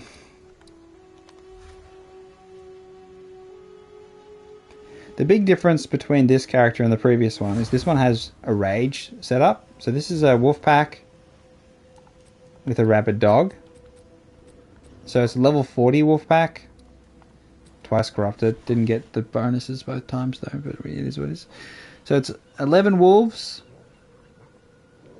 45k life, which is, you know, pretty goddamn good. Considering the fact I don't have plus 50% life on my scepter, it could be a lot better. Which is, you know, yeah. It could be a lot better. It's got the 8.7k armor, so more... I mean, almost as much armor as the Elephant Tortoise had. Evasion's low. This is a hybrid armor, obviously. We've got the, that's... I'll show you in a second. Stop doing that. Okay, I keep forgetting how to switch. Alright, and it's 33k DPS. 15k on hit. I'm just doing physical damage. Attack speed is the real big positive thing. So it's 0.47, so very, very, very fast. And stun build-up's pretty good. Stun build-up is one of the things you can do with Wolfpack early on. You don't have to... You shouldn't expect them to do a huge amount of damage early, but they can do plenty of stun. And later on, they do ramp really well, which I hope they remove plus skills, but if they don't, I hope we still get the same rampage. If not, it's going to be a real pain in the ass. Leap Slam is really, really strong. Because it's such a good closing skill, and they jump gaps, big gaps.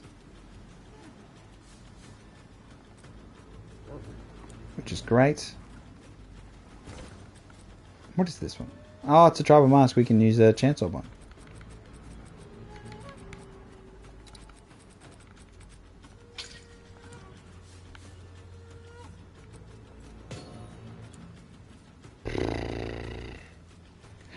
Life's not... I haven't got a lot of life. But yeah, so we got another +5 mana regen. We have physical, attack speed, and damage. The damage could be a higher roll, can go up to, 100%, but it is what it is. The getting physical is really important, as well as attack speed. Because we don't have a weapon in the offhand, which is adding attack damage. Let's look at a map. So this one's a lot more comfortable than the other one. We could run... Yeah, we can run a scary map. That sounds like fun. Your favorite map? Sump. The Sumpage. Let me just... I need to plug this in. I have a drink of water.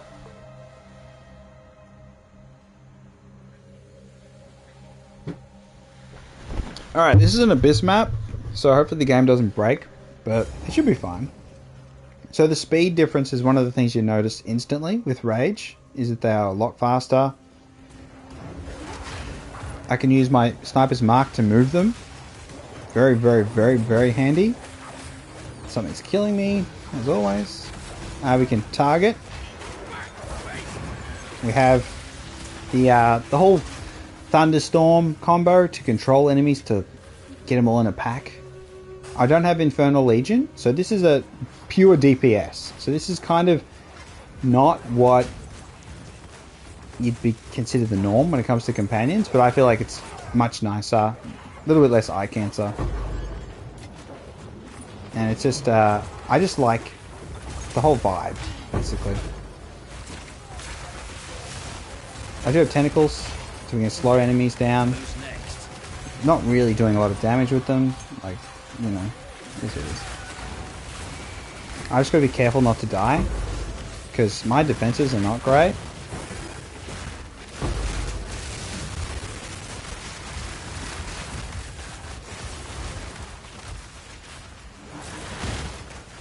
And I've never ever had a Rogue Exile in an Abyss and gotten that jewel. Not once. I've had them very close. They just never want to be in there. Bastards.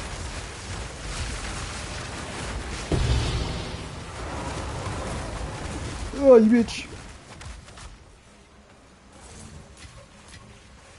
I think it's tearful boots.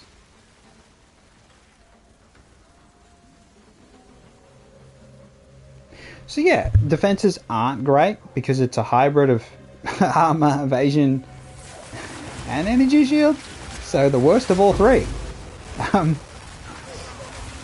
So, you know, things like temple, you have to be careful. You just have to, you know, let everything else go through the door first. And then guard the doorway.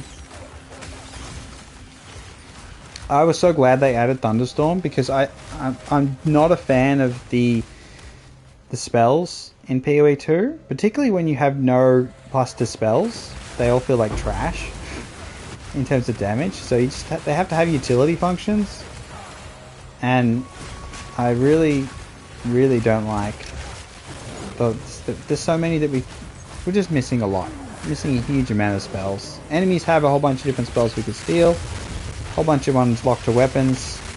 Skills locked to weapons is dog shit. Absolute dog shit. Yeah, you want rewards for defeating pinnacles? Just drop the skill gem so you can use it on a second character. Level 1 version of the skill gem. Just drop that. I think that'd be way more interesting. We have a cool... Oh, it's a demon. Wolf idol. Bitch! So I will be cautious. Because there's really no point in dying.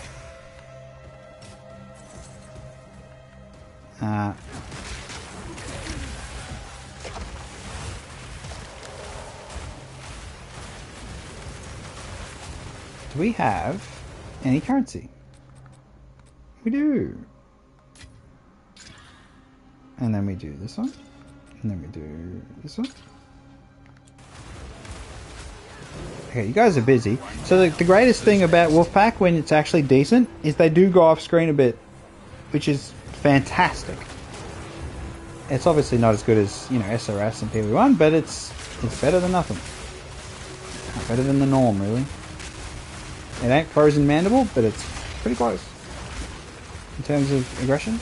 Good shit. You just gotta be careful. I will be running away and then respawning and all sorts. Lightning res, that was fire res. I've catched it. Accurate's obviously useless. They don't have accuracy.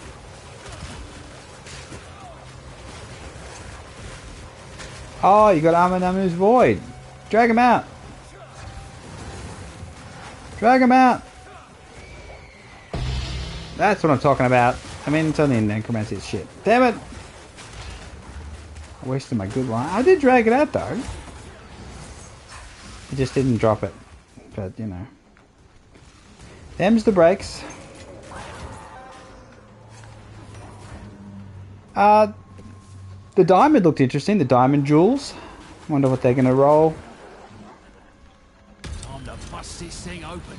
I would like if they took all the minion mods off, minion and companion mods, and took them away from green and blue. Because at the minute, companion rolls on green, and minion rolls on blue, and then minion health rolls on red for some reason. I really don't think that's synergistic and fun. I think that's trash. But having all of the minions and companion mods roll on the same items would be nice. I know people complain about companion things whenever they get them, but I mean, the fact they're on bows is the dumbest shit ever too. The fact you can get companion damage on bows, it says a lot about GGG. It really says a lot about them.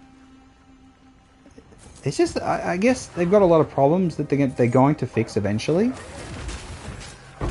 That when you look at now, you just look at it and go, that looks stupid. But then they're like, oh, it's only a placeholder.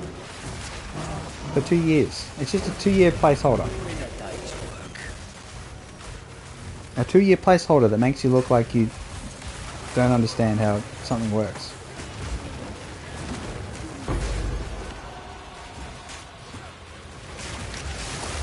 Oh!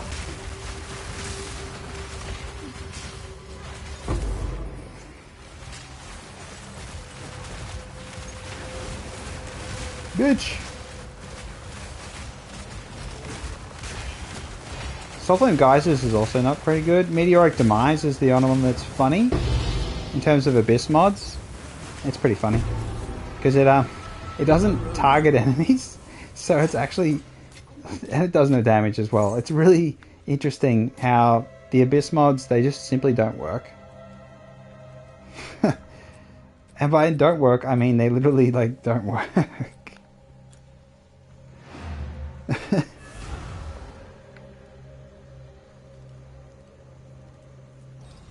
Like, there's mods that shouldn't trigger. There's mods, specifically mods that target enemies shouldn't trigger unless there's an enemy around. So things like Meteoric Demise, they just constantly trigger. Even in your hideout when they shouldn't. It's just like... I don't know how they haven't resolved it yet. It blows my mind. I guess they just don't care. They simply don't care. We've got minion damage. Area effective curses.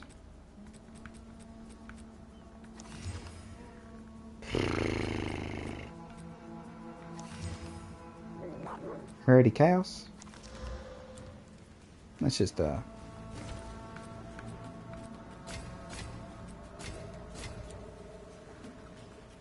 rid of these. We need to collect.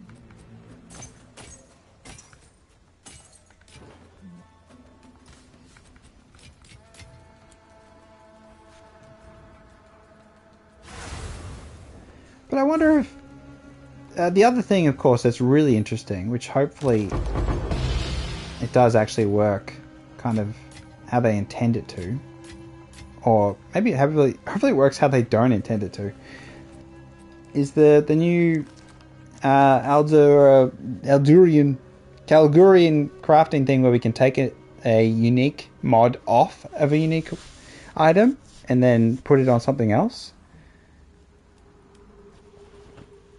I think that would be a really interesting chance to gain a power charge on hit. You'd want to take off this, obviously, but things like this one apply. So increase and reduction to mana regeneration rate also apply to energy shield regeneration rate. You'd want to take that off and put that on something. That'd be really cool if you could do that, or just level this up. I'd like to see what kind of... Could it be decent or not? Because it's hybrid armor. It would be... I think it'd be... Hopefully there's no restrictions, is kind of where my mind is at.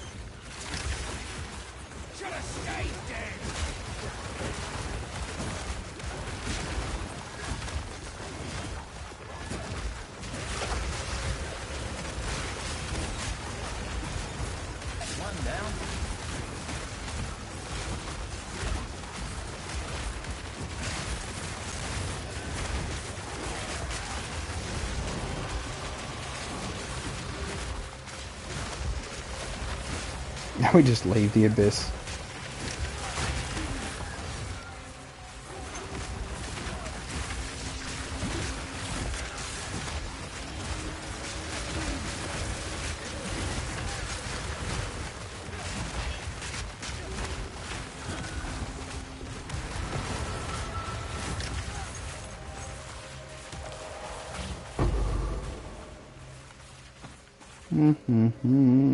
Obliterate about. Is it any good? Not really. Doesn't make me sweet.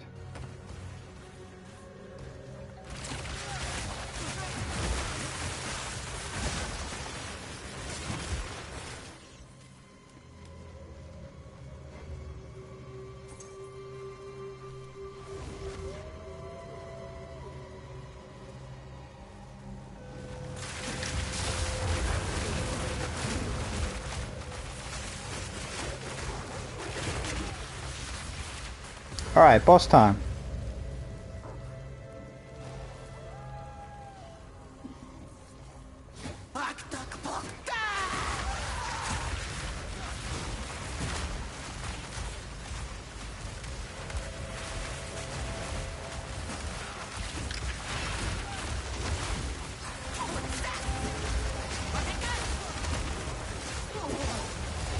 We're stunned.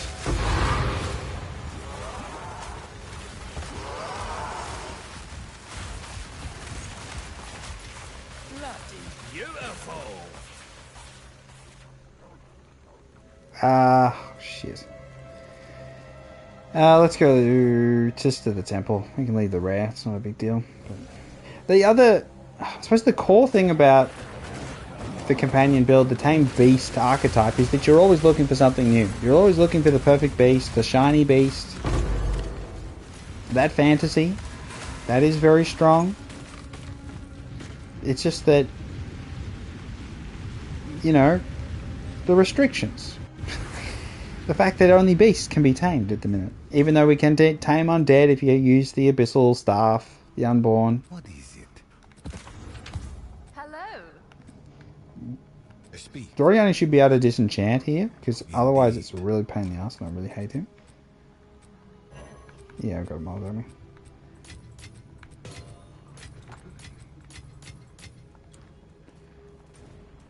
Alright, let's go back to the hideout.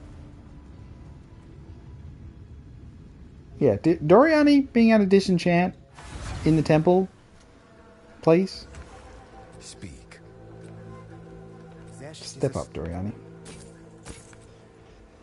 Blah, blah, blah, blah, blah, blah, blah. You're always looking for rare focuses, anything that rolls +2 to minions. I mean, you have to abyss it to be able to get the roll, of course. So, what level is it? It's 81. We could try. I just don't think the rest of the rolls are... 54 flat energy shield? What is mine? Mine doesn't even have flat energy shield. Mine is dog shit. And mine was 10 div. It was one of the cheaper ones.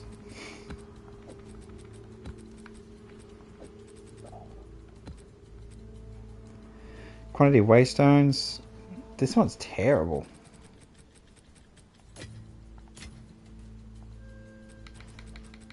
Oh, I hate when it controls.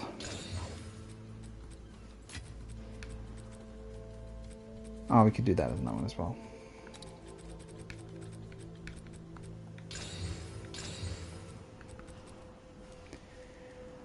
Effectiveness, rare monsters, summoning circle, rogue exiles. They're all pretty shit, aren't they?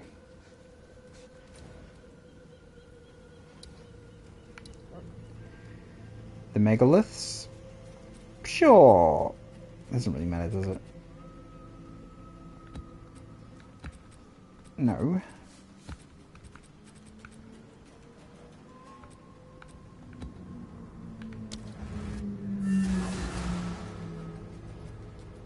Now we're just mapping. But I do want to show, this is my, probably the build I'm the most proud of because of all the talk. There was a lot of talk about Wolfpack being 0 DPS and all this absolute dog shit. But I think they're neat. And if you know, when you focus Sniper's Mark and you make sure that you target the right enemies.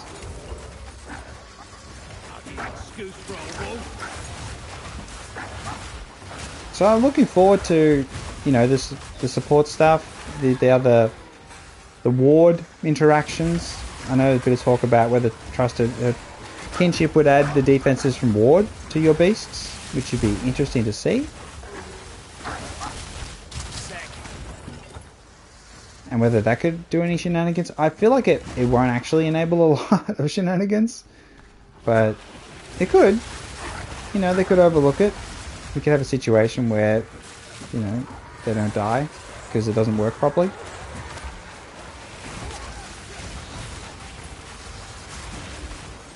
I'm sure they've tested it though. Like they tested Abyss and Whether Act 4 beasts were tameable. Whether Undying Will could be put on your tame beast. Whether Plague Harvester could roll Haste Aura and everyone just suddenly use it. Whether Elephant Tortoise spawn properly when it respawns. When you have it as a tameable beast. Tameable. Spectre costs. But you can get your cost reservation with huge investment down.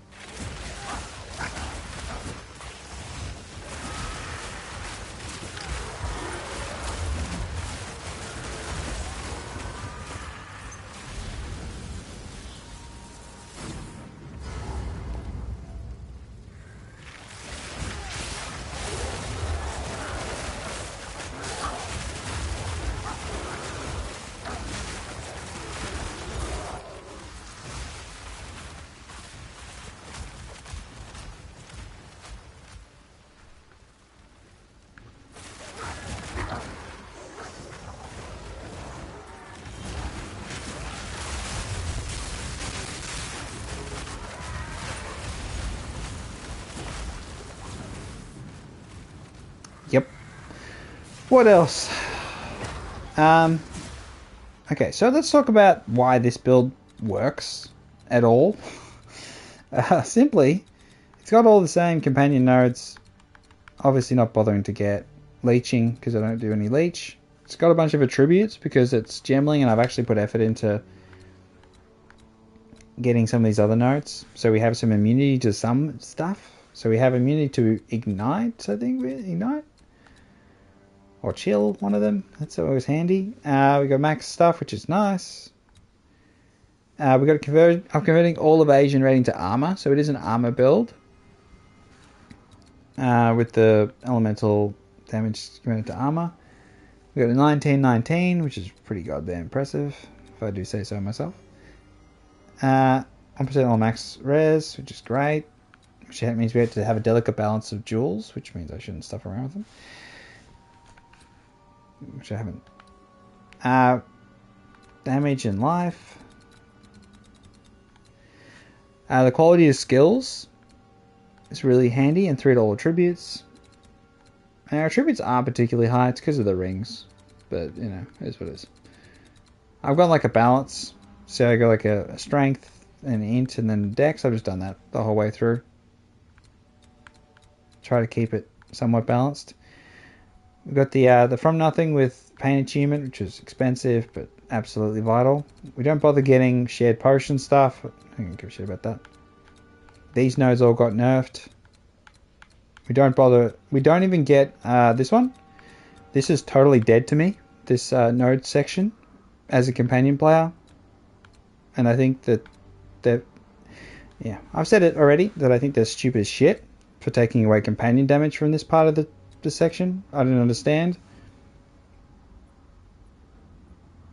It must be that the people who were getting Roa were grabbing that as well. And, you know, they simply don't like people grabbing Roa. Because they think people using Roa but not dedicated companion builds are evil. And they think people who are doing dedicated companion builds are evil as well. So it's like, it's just fucking assholes. This one's really good. I do like all these, which I said earlier, but it's the there it is here. Bloody oath, it's a stupid spot. Rage also grants you increased movement, minion attack speed and minion damage. So big part of the build is getting a lot of rage, so we have a lot of attack speed. That's significantly, it was very expensive, not, you know, like, but still, like, yeah. So as an expensive option, it's not even an option. I feel like you have to do the rage. It doesn't require presence, so it's wildly superior to anything on the right hand side of the tree. I don't understand the presence thing. It's dog shit. Minions things are way better. They don't have to worry about that dog shit. I really dislike it. The concept itself is dumb because you want to have minions that actually, and companions that go off screen and are that aggressive. So the idea of the presence area of effect is just flat out anti-fun. And so at a fundamental level, it's just, I really, really don't like it.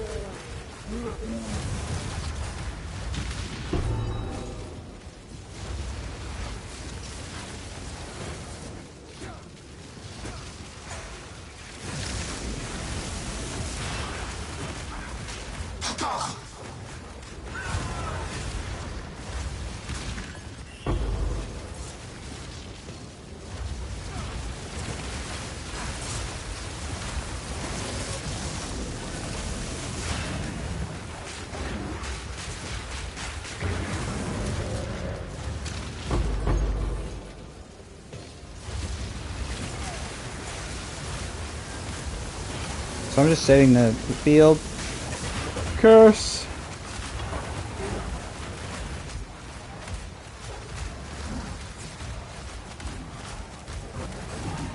You're just not taking damage, eh?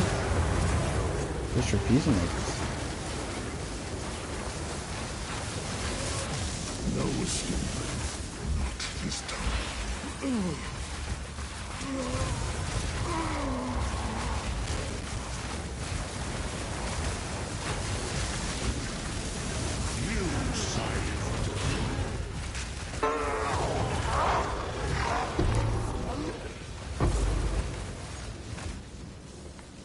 I don't know why I pick up storm runes. There's a bunch of runes, I don't know why I even picked them up.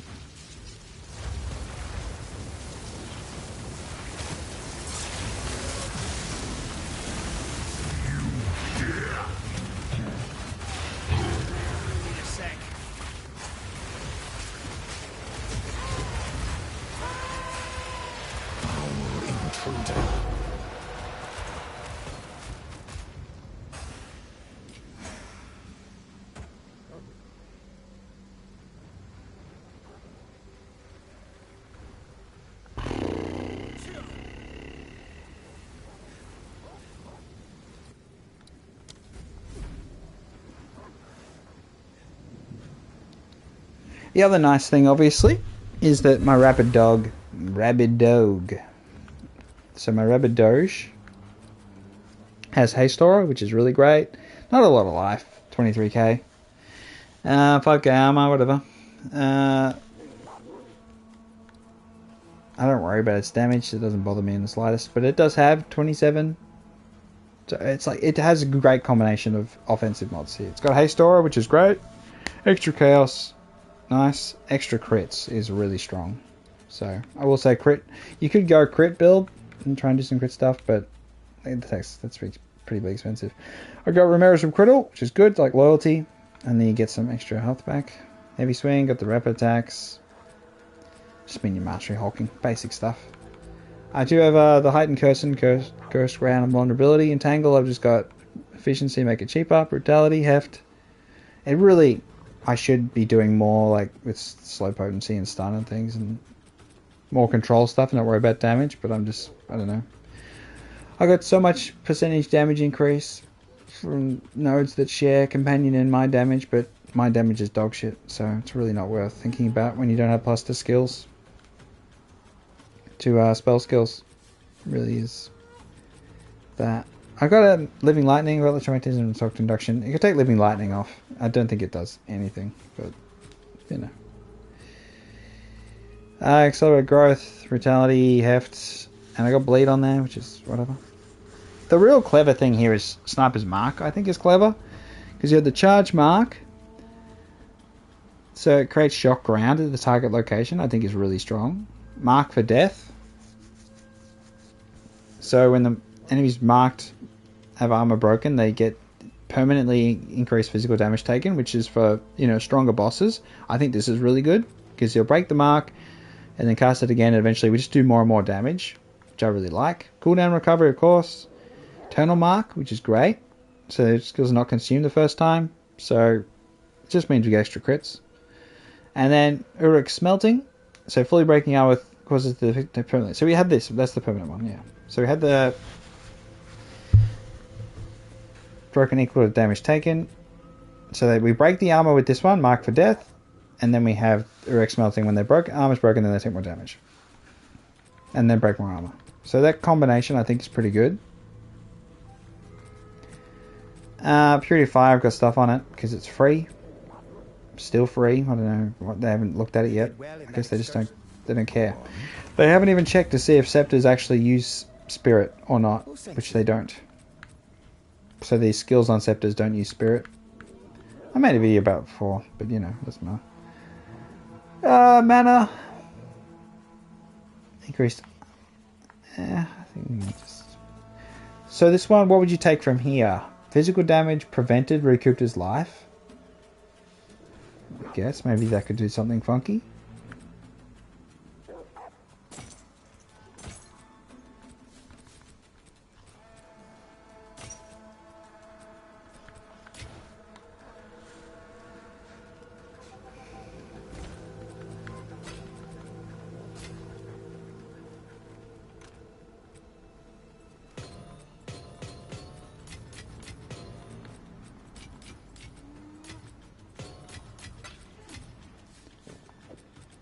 Got a greater rune of nobility. Chance of inflicting exposure. Is it worth anything? Oh, it's you.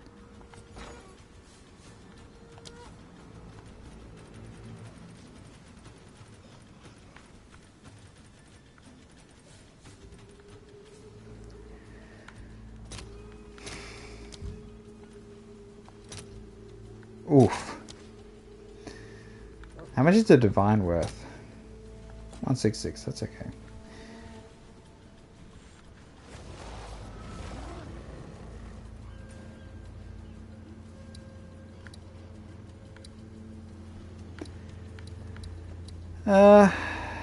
Castaway.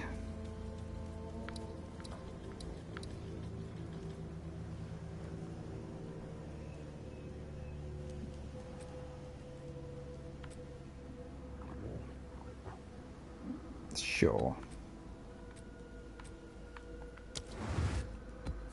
Let's do a tower.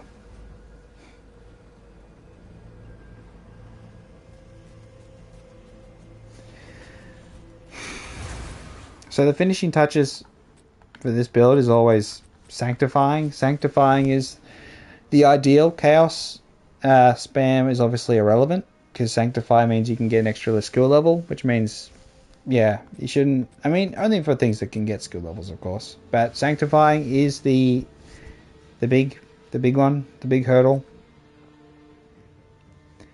I've got the 3-socket corrupted there with the 2 minion skills. So this one's not bad. And it could be a lot higher armor, really, but with the flat armor. But the maximum range is good.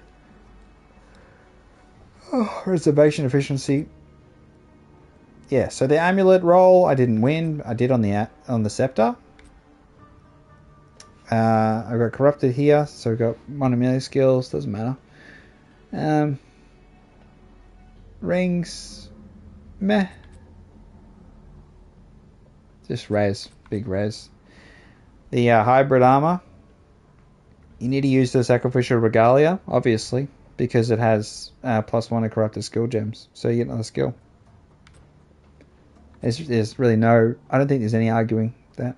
But the composition of the, you probably just want the just energy shield, obviously, because energy shield's the best. But I don't, I've got armor, so it's like whatever. The problem is the side of the tree I'm on makes it a little bit more annoying to get energy shield stuff. Obviously you can always force it, but I got limited number of skill points and stuff. I do have the Staunching Charm to avoid bleed. Stun, and I got a Golden Charm, of course. Spirit of the Ox is good for more armor, but I could have a more offensive one, but it is what it is. I'm not going to buy one. Jesus. This is expensive, obviously. You could Sanctify the Focus, but I don't think he can roll +3 to skills. Or he can, and it's just exceedingly rare. I wouldn't worry about it too much on the Focus.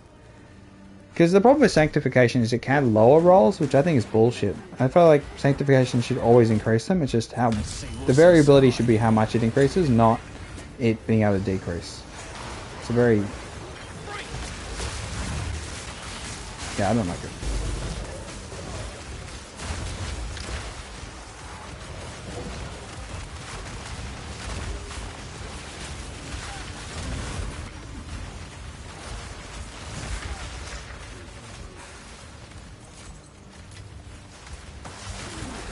I don't like it.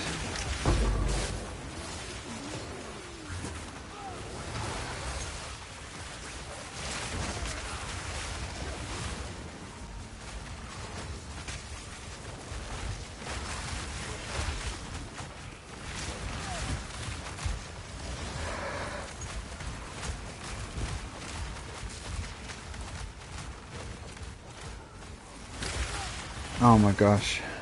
We got the Abyss in the Expedition? Do we? No, we don't. We do. We do.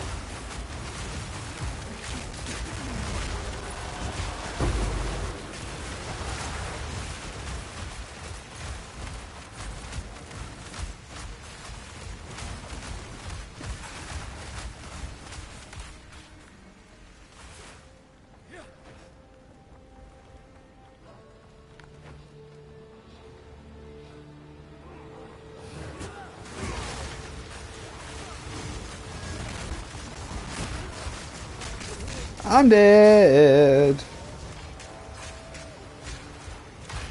Foul fool!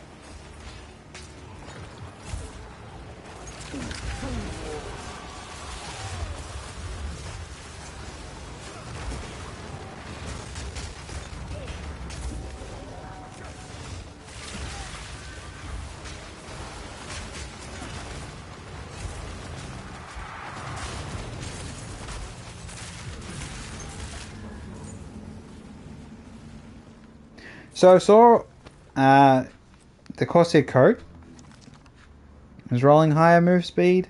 It looked like it was 15. Maybe that was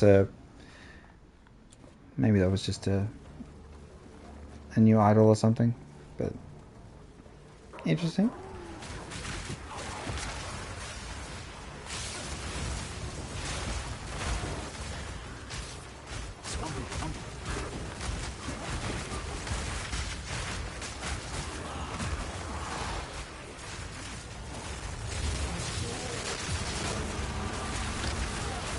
I'm really looking forward to the new tree. You know that.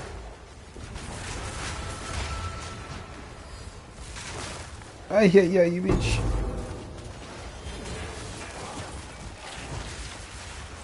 You dead, Tucker.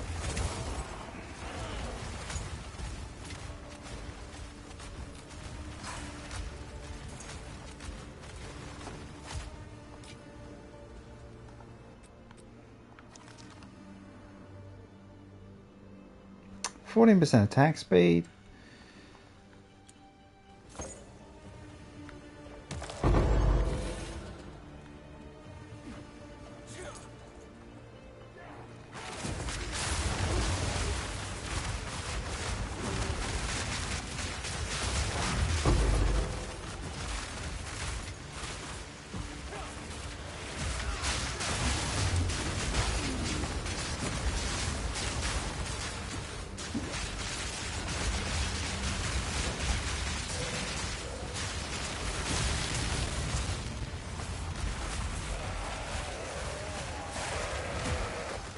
I did want to do a Reap character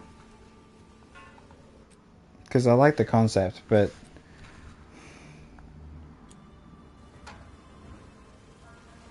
But nah. Like everything in PoE2 though, it's all possible. You can beat the game with, you know, no armor and stuff on, no weapon.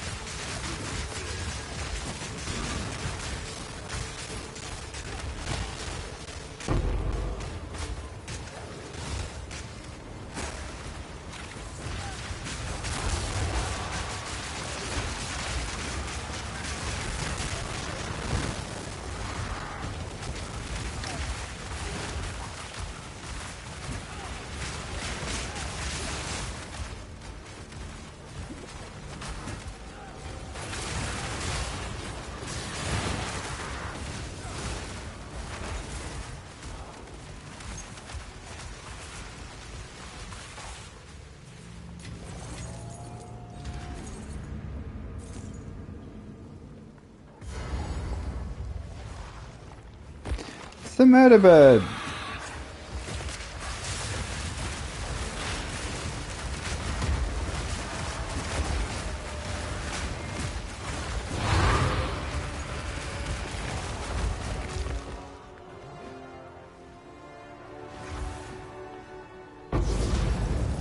I'll just get better and better.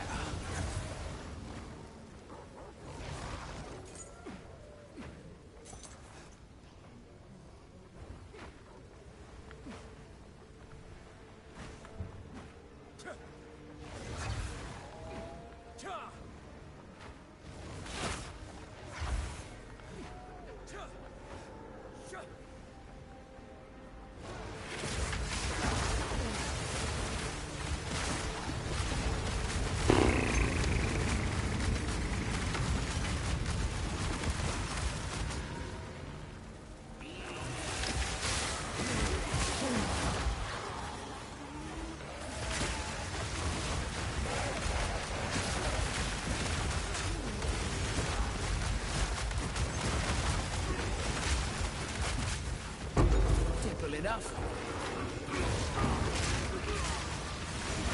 Alright, be careful. Hey.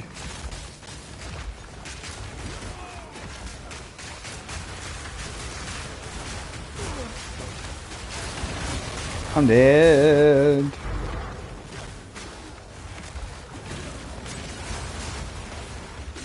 Okay, let's go this way. Chaos take the world. Let's chaos take the world.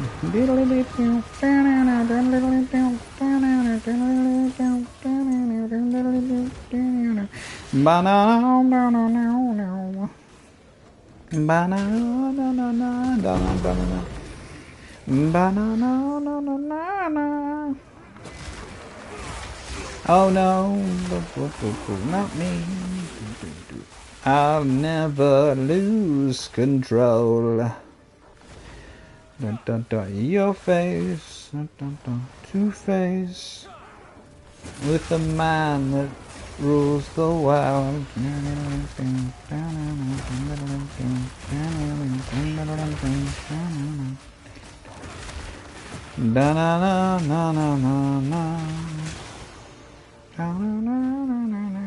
Are they really offended by the dropping rate of fracture orbs? Are they really thoroughly offended that people actually got them? Because the drop rate, I think, is absolutely abysmal.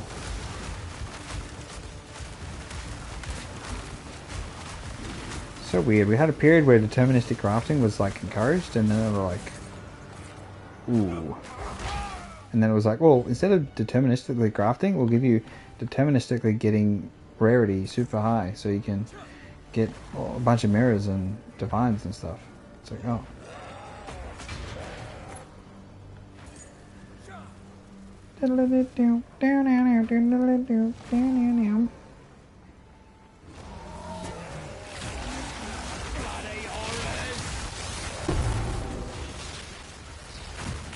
You bitch!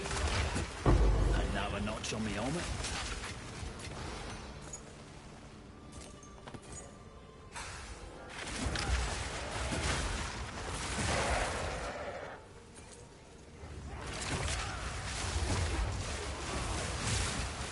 I do wonder how it all will work though. How it will actually work when the patch comes out, the 0.5, whether you can actually transfer mods across from unique to unique or unique to rare, or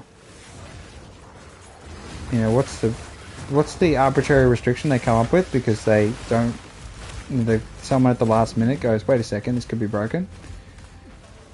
So what's the excuses they come up with to justify changing something that they promises or they showed was fun and interesting, and then they nerf it to make it unfun and uninteresting. I feel like this happened a fair bit, so whoever's in testing is like, nah, this is almost does 1/100th of the damage of LA or poison burst arrow Deadeye, so it must be nerfed. It's like, yeah. I mean, comparison is the thief of joy, sure, but it's bullshit.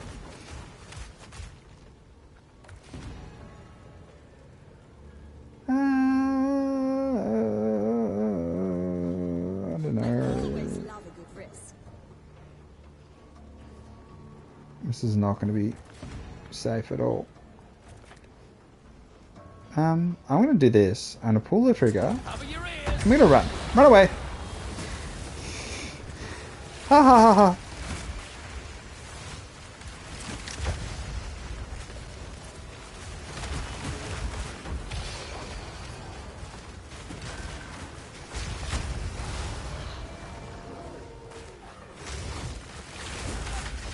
I kind of hate when enemies are to the bottom of my screen. I can't see them. That's one down.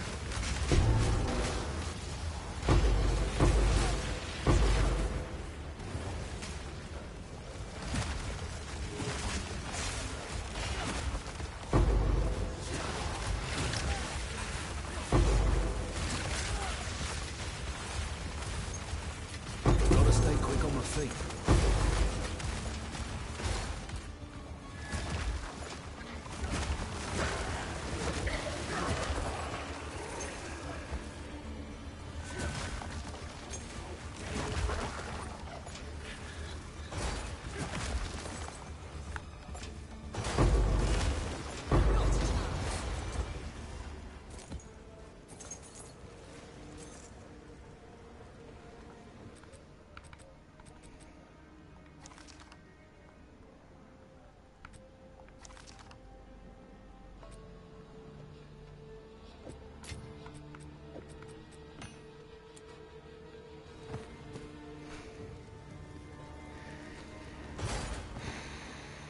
Come on, here we go. Oh.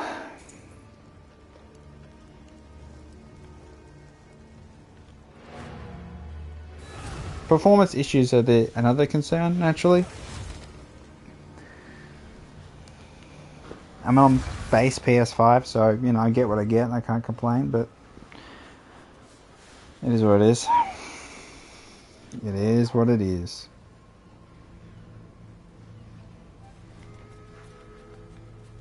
What is it? Yes? Beam, beam, beam, beam, beam, beam, beam. What could survive from here? You have a smoke cloud around you while stationary? Cannons on full mana while it's at 90%? Attack speed while on full mana? Probably not any of that.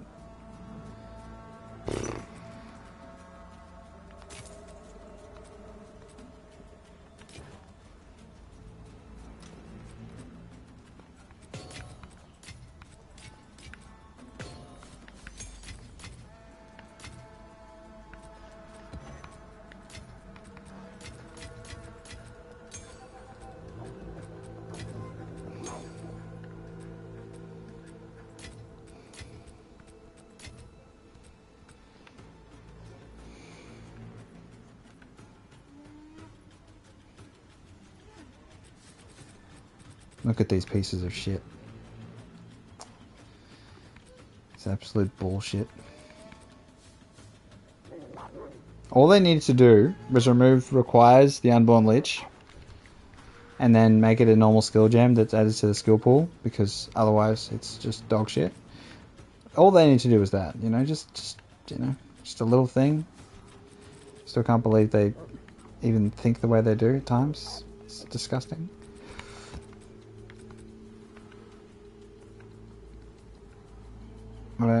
Yeah. I guess I'm diametrically opposed to arbitrary bullshit. It just seems to be a repeated issue.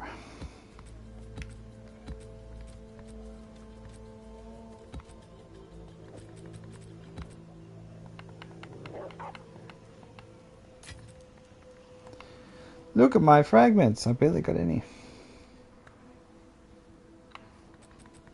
This character is a bit squishy.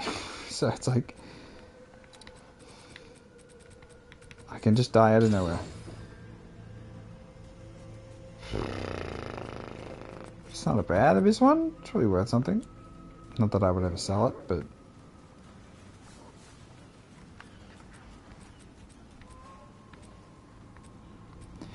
Quality on rings? More life modifier I could do. I didn't get that one to full, but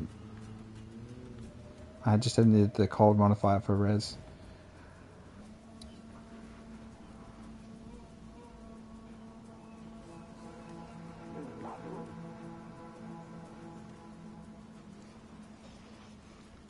Oh, but they get rid of... So one of the things I thought they could have done...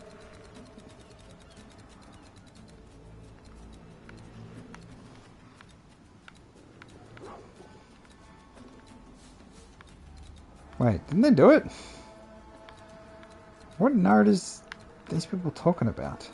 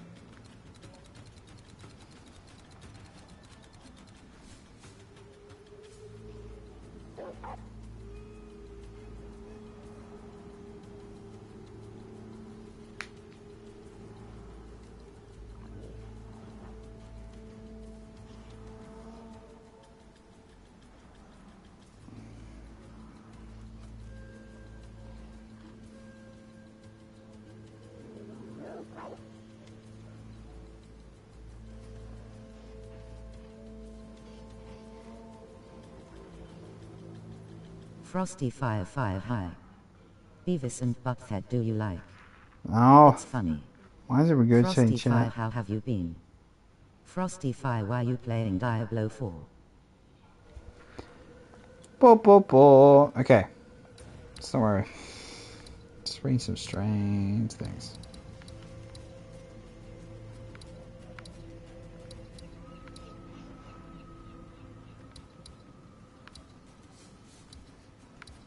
Why have I got so many bloody megaliths?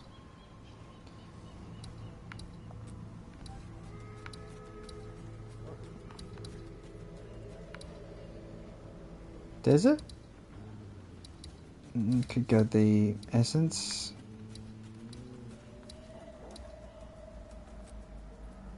Oh, I got a failed map here. Failed that one.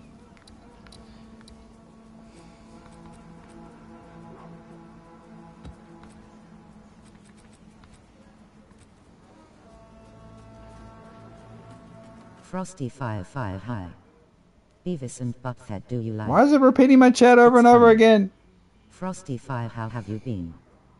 FrostyFire, why are you playing Diablo 4? Victimness.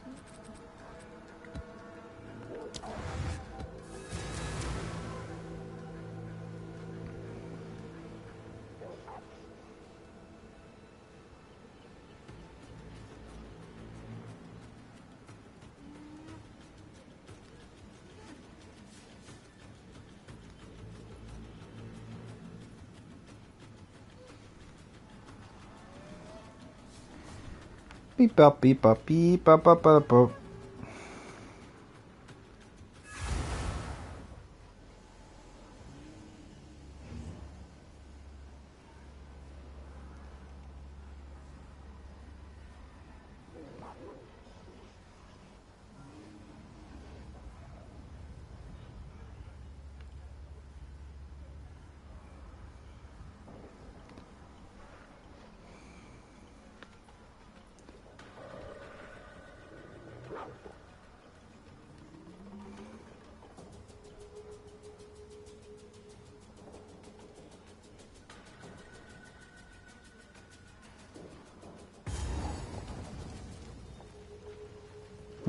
Mandatory. So there's a lot of talk with plus skills. I think just remove it.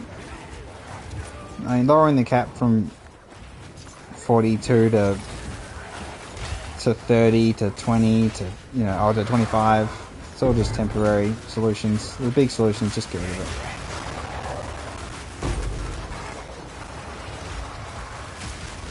I suppose the only issue that comes from getting rid of plus skills is that you can use other skills from other builds. They won't do nearly as much damage because, again, you don't have the damage the same as them. But maybe GGG don't want you to be able to weapon swap and then use skills that you haven't invested massively into effectively. They want you to always be punished for not hyper specializing, but then they want to punish you for hyper specializing. Oh Jesus! Jeebus.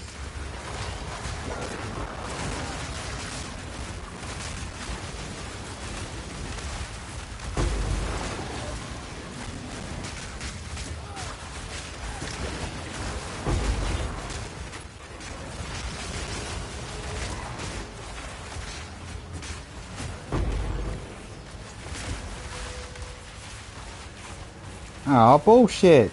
We didn't get it out of the stupid freaking...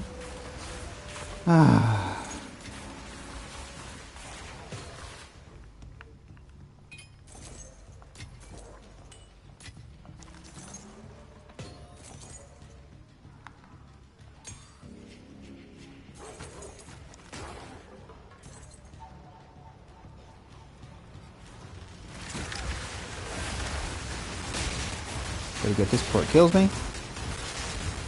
I've been killed by Temper Shrine multiple times. Very nice.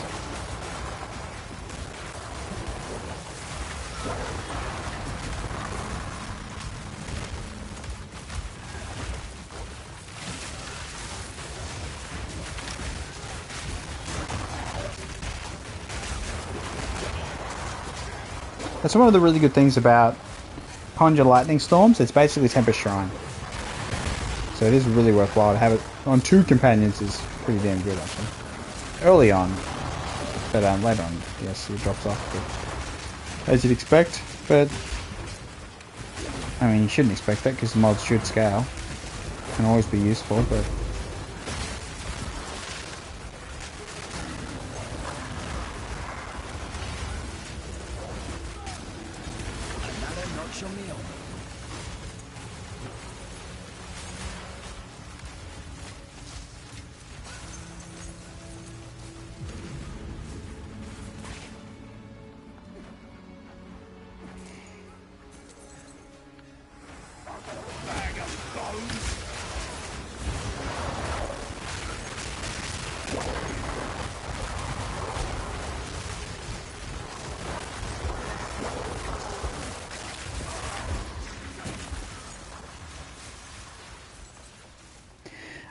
I think broadening the discussion on unique weapons, high-level unique weapons, with build-enabling skills, and that being dumb as shit, you could extrapolate that into unique mods should be able to be recommed onto rare items. And it just, you know, the odds are astronomically low, but it could be like part of some mega craft. It's just incredibly lucky. Something like a Uber craft. So it'll be interesting to see how the runes do it, but if it's just unique to unique, then whatever, but even then you could still do good stuff, but Okay, so we've got a void again. We just gotta lure it out.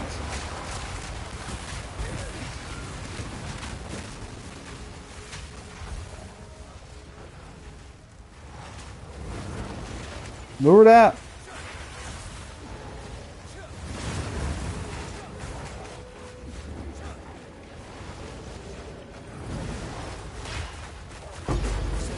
No, I think it's shit.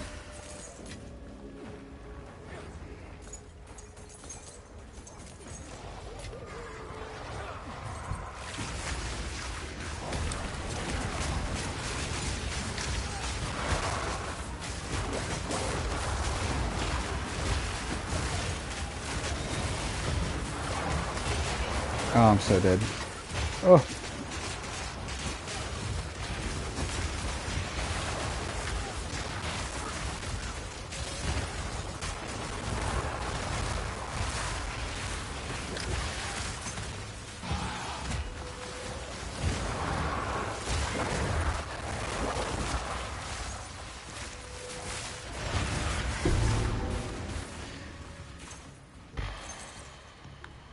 Gotta stay quick on my feet.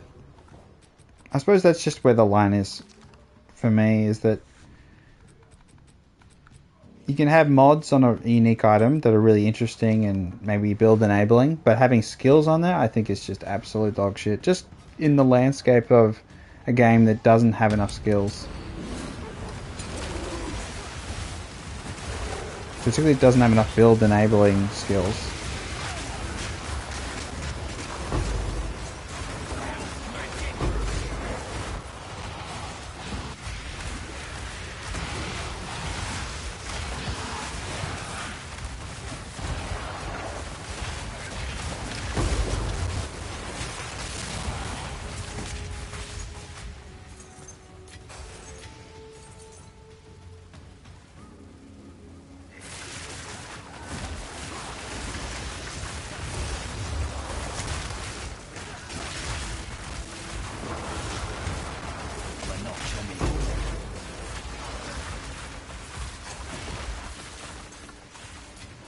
But then we come back to the build enabling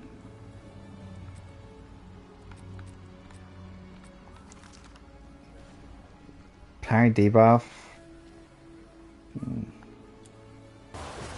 This could fetch a pretty. Like the build enabling mod is just like, oh, you can have 10 million minions, you know. You can have 10 million minions. It's like, well, you have infinite spirit. Is like the mod on the unique weapon from the pinnacle boss. Like, there's obviously a line that must be drawn to the difference between a unique mod that's interesting and a unique mod that's just destroys everything else. Takes apart all the trivializes so much of the game. Infinite teleportation with 0 cooldown. I mean, you can do that anyway, but.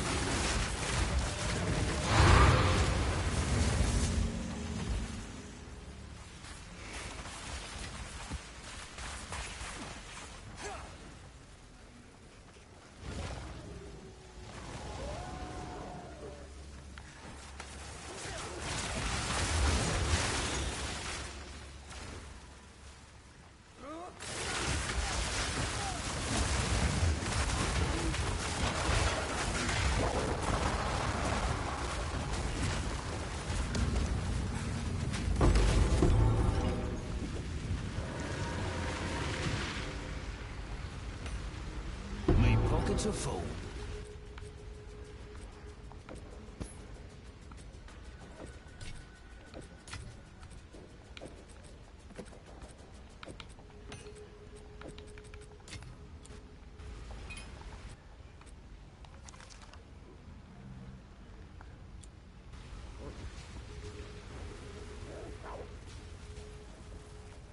And it's also funny they mention, you know, in the Ziggy D interview that mentioned about how many players, how long they take to the average time to beat a boss.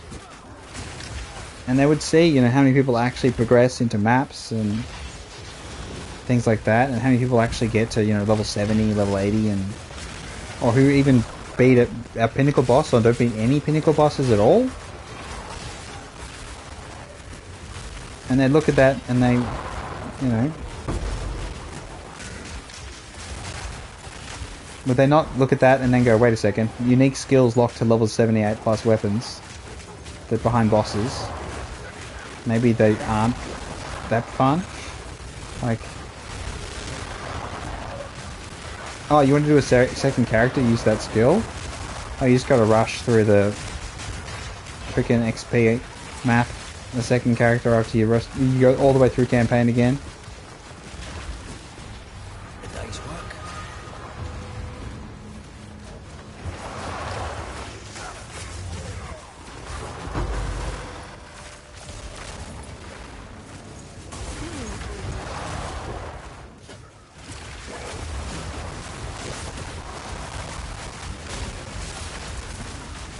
Let's take Spectral Shield Throw and make it a level 78 unique.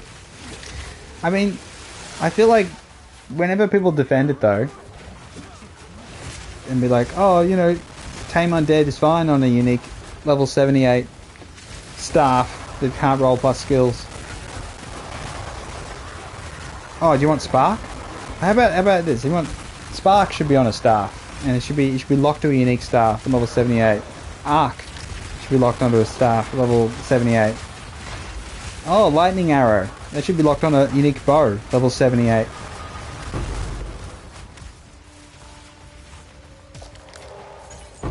Just take all the... Comet. Just lock Comet to a unique... Yeah, unique staff. Level 78. Comet only on that. You can't use it in combos. You can't use it in any other circumstance. But what GGG tell you you can use it in.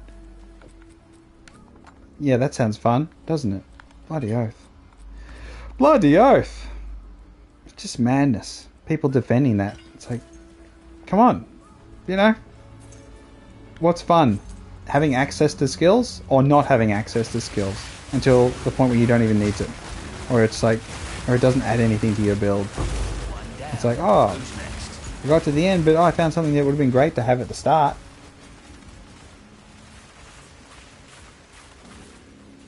It's alright, when they lock Mace Strike to a level 78 unique mace and take it away from base weapons because it's too strong and replace it with Wet Noodle. Wet Noodle Strike. It does 0 damage. No, it does 1 damage. Wouldn't want to be too, you know, too ridiculous. It does like 1 damage and increases every level you get up. So at level 100 it does 100 damage. Man, people are always saying, you know, Mace Strike does more damage than a lot of the other mace skills, you know? Well, maybe the solution to that is to lock it onto a unique weapon. A unique one-handed mace.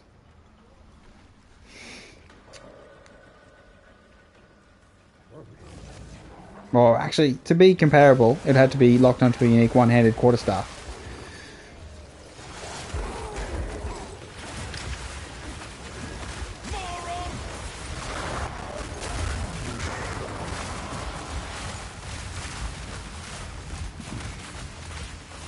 Yeah, absolute. I mean, if it was a scepter, does it make it better? Yeah. Does it make it acceptable? No. But Jesus Christ, Tame Undead locked on a staff that can't roll plus Dominion skills.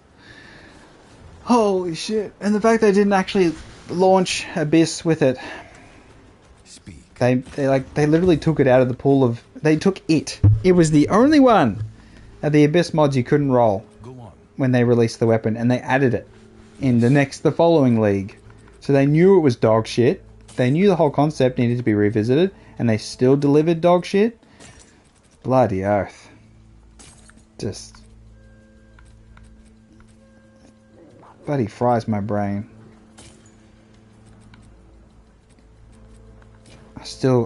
I mean, yeah, it's like every time I just think back, I'm like, I don't know how it got through. I don't know how they got to that conclusion. It was okay, but it's just they just keep on doing it. They keep doing it again and again and again with companions. Every single time they don't think about, you know, actually using it in a way that's, you know, decent. They completely shut off their brain.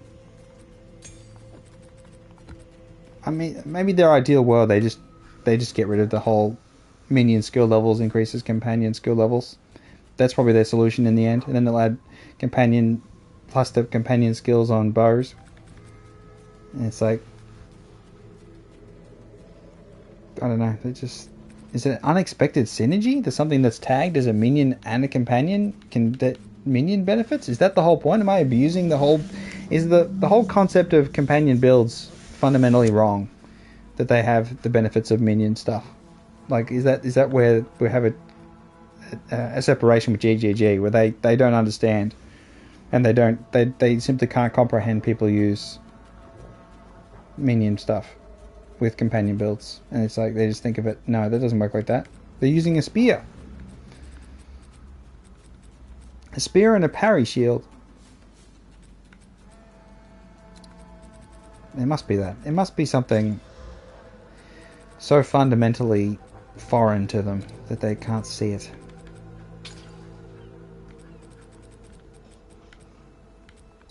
Gonna attack speed with bows. Hello. I'm glad we're getting some deterministic crafting on Jules. That'll be helpful. I'm getting so steamed.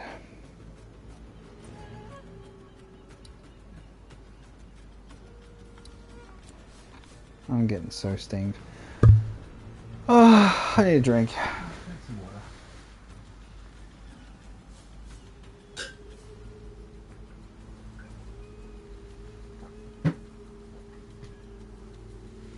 Ah.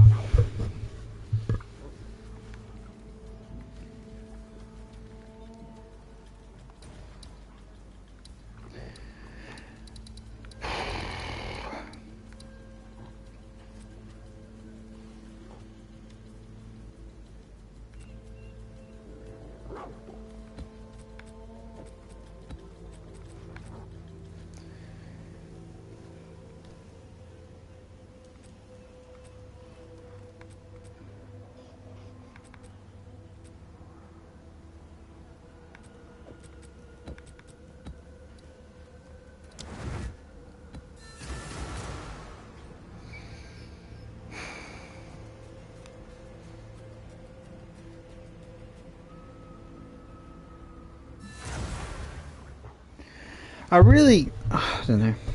I mean, this whole... I'm streaming PoE2 today because I really can't hold back sometimes. I just have to try and express my thoughts and feelings.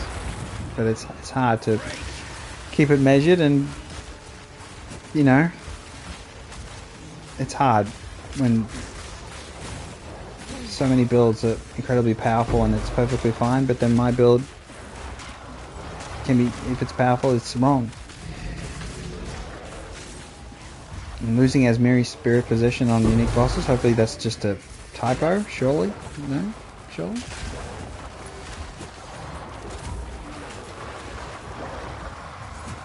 The bear looked okay. Obviously you can put some good stuff on it. Level 90, of course, to get the full sockets, which again they should change that. That's a good one to change. Just level 60 for the 5th socket, I think, is probably the way to go. Or you beat campaign, or Act 4 and you get it into interludes.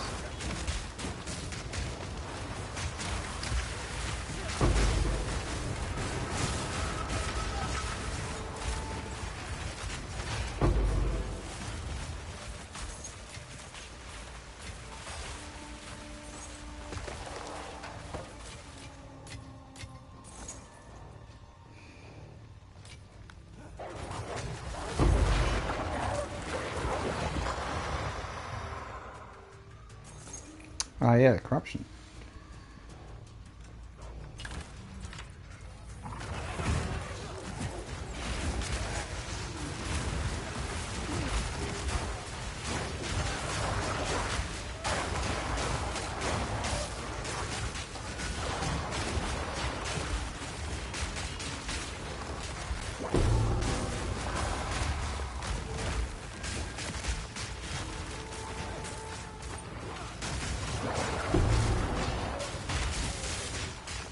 Bitch.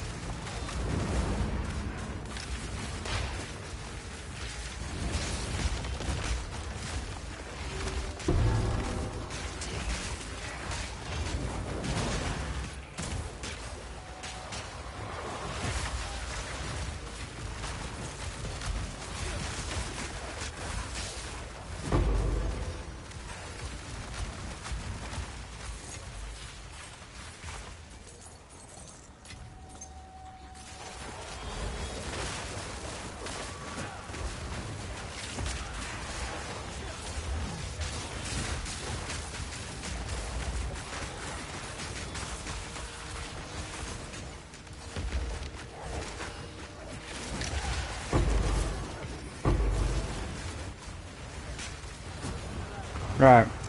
So we're just rolling backwards.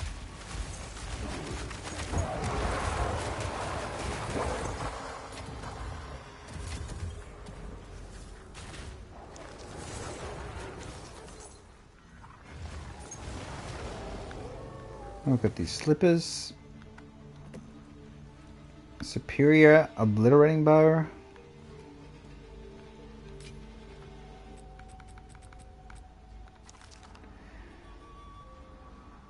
$117% increased energy shield is that one plus a 84 plus a 33.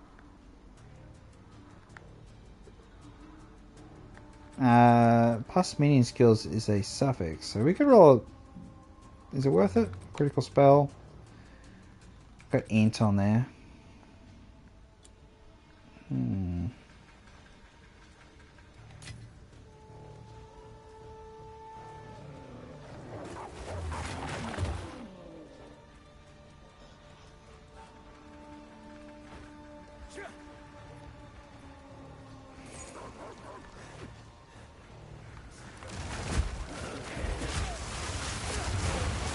Might be right.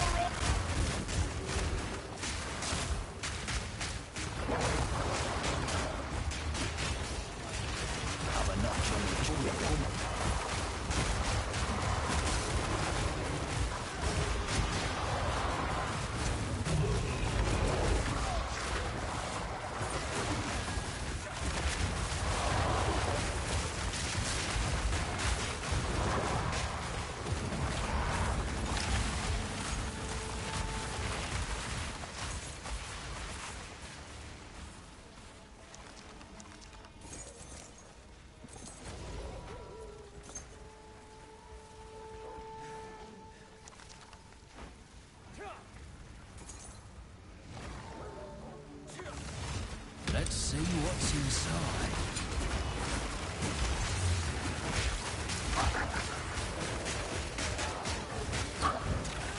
I like the look of some of the changes, like making everything essence on the island journey. All the rares are in essences, would be great for taming, obviously, because you can see quite clearly what they are, be prepared. The huge amount of strong boxes look really, really, really strong. Probably one of the strongest maps you could run. And when you juice up strong boxes, but I haven't seen any strong box nodes on the new Atlas tree, so it's interesting to see what they do with them, because they were, historically very strong. So I wonder if they've, I mean, because it is that you have to invest currency in to get currency out. So this, I don't think it being super strong is not particularly unreasonable, because you still have to, use stuff.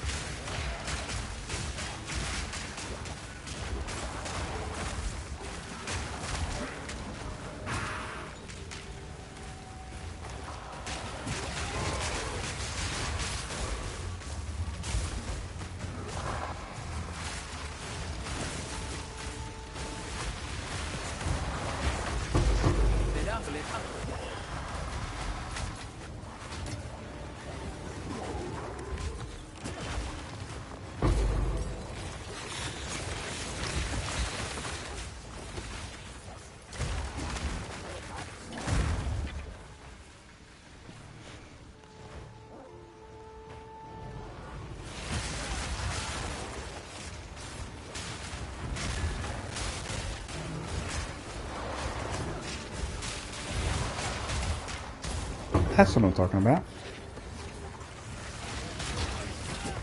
Alright, let me just take that off. So, we just caught an elephant tortoise with fire res and conjure lightning storms, extra fire damage, volatile crag. Volatile crag is irrelevant, extra fire damage is somewhat irrelevant. But fire res, conjure lightning storms! Let's go! There it is! That's a rare freaking tortoise right there. Holy shit. That's an absolute beauty. That's what it's all about. That is what it is all about. What level's the gem? 18. don't think we have a 20, do we?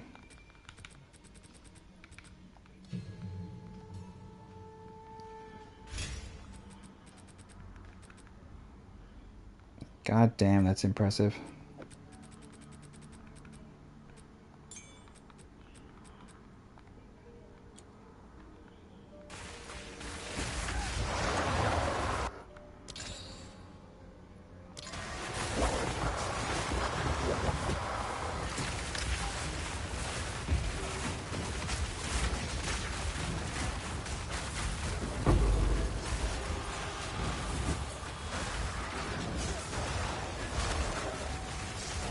Bitch!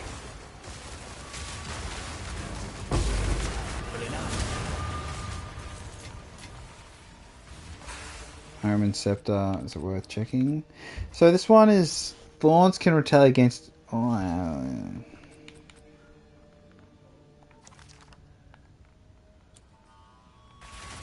Ooh, he's good fit. 3 Dominion skills, 35% spirit, 51% damage. Like, it's not bad, but it's not... Obviously, it's not good enough, but...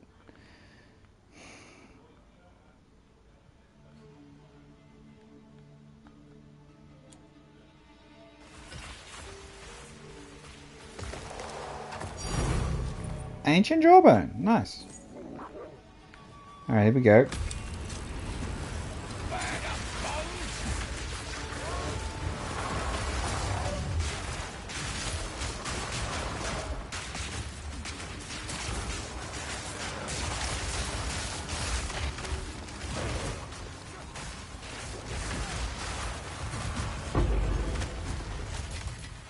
What?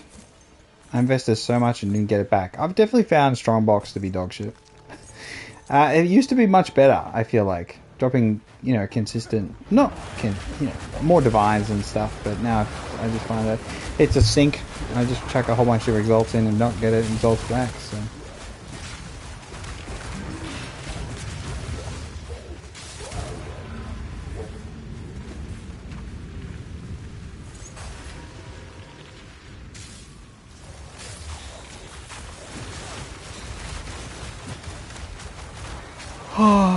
I've gone this long talking about minions, companions, and not mentioning that they should have, they still haven't introduced melee splash.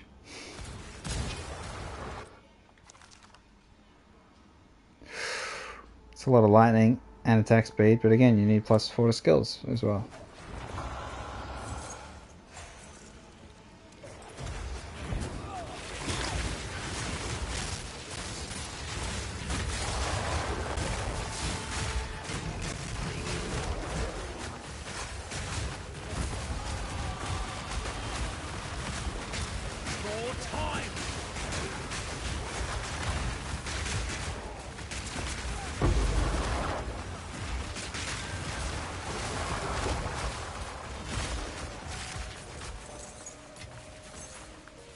Ancient Buckler.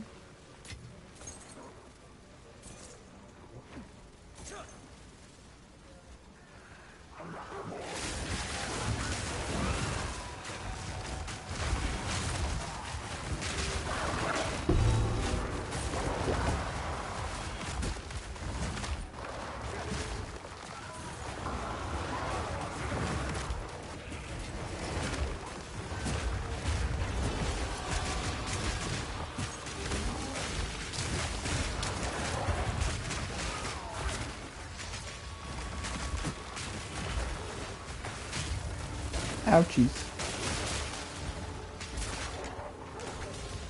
Was that another fire res one?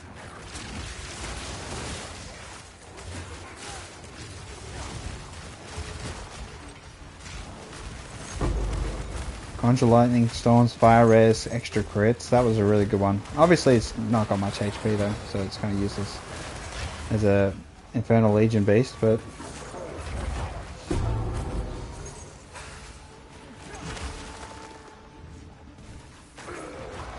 Oh, and it was slow.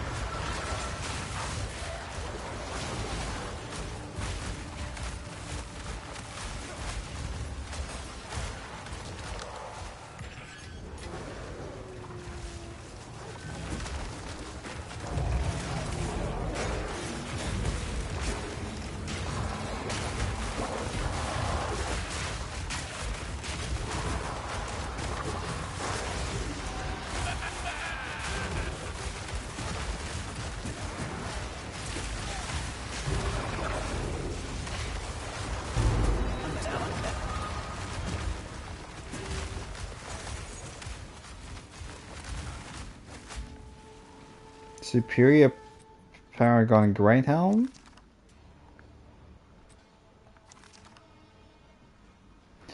Fizz Lightning Rarity. Increased rate of items found while on low life. I guess you could put that on something to make it. That'd be a good idea. For the rarity bot. Let's have a look then.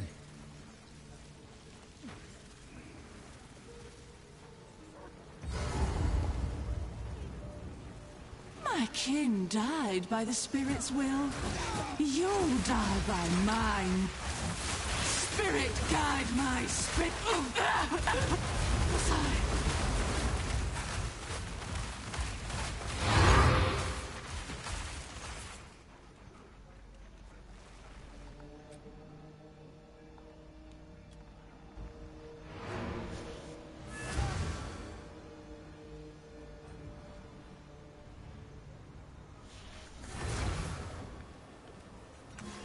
What is it?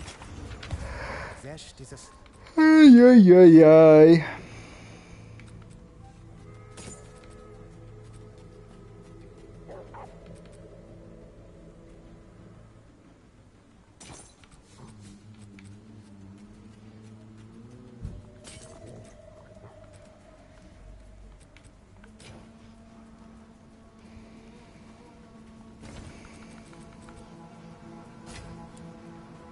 How much do you charge for jewels? How much do you charge? It's you.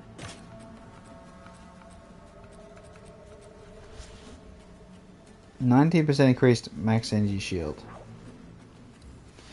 Let's do 5 divines. Is that a good price for that? Probably I have not, but no it doesn't idea. matter. Or does it? Bam, bam, bam, bam, bam, bam. Ancient Jawbone.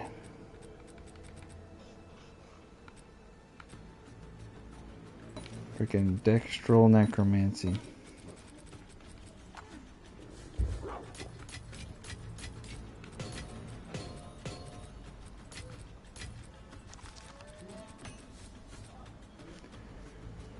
How much is a Jawbone worth?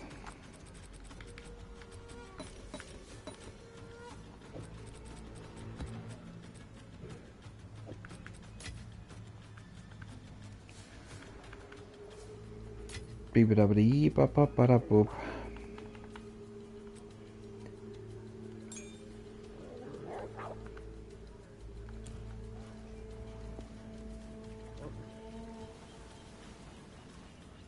What's new?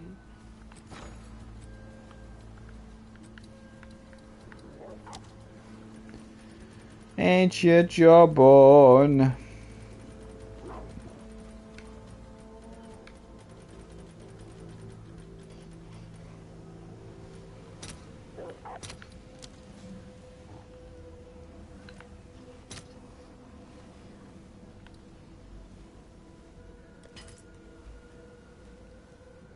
I'll post it right away. I don't know if the economy is in good shape. I don't know. I thought earlier 116 exalted orbs for a divine was like, oh yeah, but 103 divine orbs for an ancient jawbone seems a bit excessive. Makes me feel like people have plenty of divines from the temple, which they do. Yeah, that's a bit ridiculous, isn't it?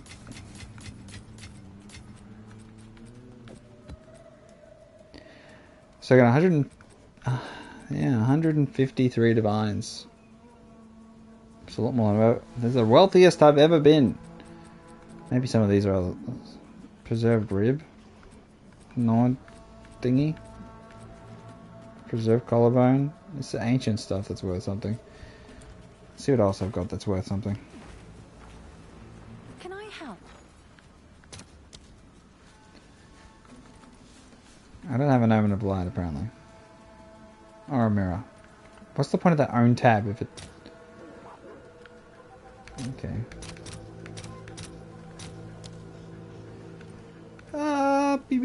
So popular is perfect chaos. So I'm guessing people buy things in chaos. 44 for a divine, eh? Not perfect chaos. It's kind of stupid, isn't it?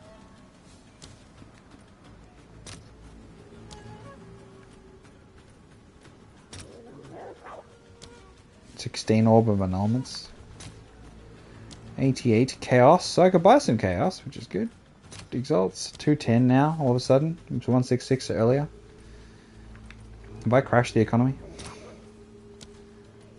Surely not. 2,000.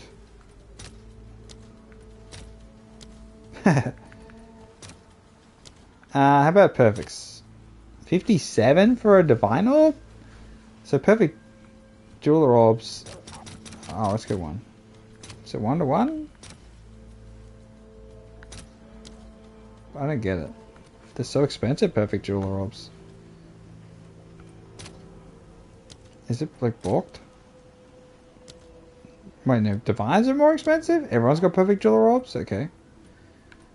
Jim Cutter's prisms? Ah, they're worth something. 24 for a divine. The secret strat is always the same. Let's see how much whetstones. 50 whetstones for a divine. So whetstones and armor scraps are always worth exalts early and then divines. You just always refine things. They're always worth something, the armor scrap. People need so much of them, they run out and they get really pissed off. And they're willing to pay too much for more. Perfects. Any of these perfects. Essence of battle. 5 to 1. 10 to 1. 10 to 1. Perfect Essence of the Infinite. You get 2 to 1 on that, which is pretty good, obviously. But Essence of Grounding. Electricity. It's funny, my build doesn't need Ancient Jawbone at all, so that's where it's good value. 3 to 1. 6 to 1. Essence of the Abyss is worth nothing. It actually is worth something. I can get... Oh, shit. I really felt like they're worth nothing. Obviously, they must have figured out how to craft with them or something. 36 semi-arcane splinters for a divine orb? Bloody oath. I still have my suffering, which is worth 3. Fear, worth nothing. I say nothing. 1. Despair. Ain't worth nothing. The thing is, I have to use even more expensive ones, which we can have a look at. Splinters. Okay, obviously. Runic splinters. I never have any of them. Nord. Preserved. Nord. Obviously, there's not much shit.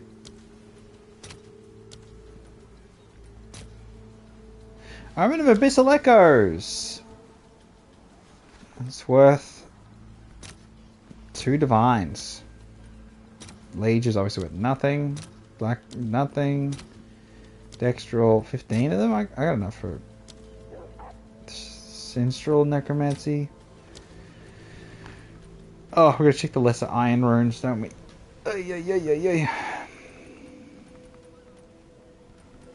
Iron runes? Why? Iron runes are worth 2 divine orbs. So stupid. Great iron runes are worth nothing as always. 4? No. So stupid. We check those. Alacrity. Skill speed is worth 10 divines, and I've got 2 of them. Obviously that was worth nothing. The Hunt's obviously worth nothing. It's worth nothing. It's worth nothing. Thanes is worth 1. Agony. Nope. No stock. 10 for the Sequels. We're the Chase. 7. Okay. Taponte. Takati. Classic. Opalotti. Akapa. Okay, Akapa is not bad. 1 to 1. Azkapa. Spirit. Takaba. Fuate. This one also with anything. Bear Idol, no. Primate Idol. Stag Idol, no. Wolf Idol, no. Snake, 19. Boar, 20. Owl, 20. Ox, 13. Rabbit. That's 1 to 1.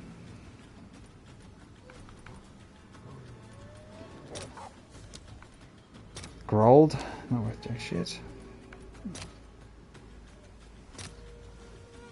29 uncut support gems for 7 divine orbs.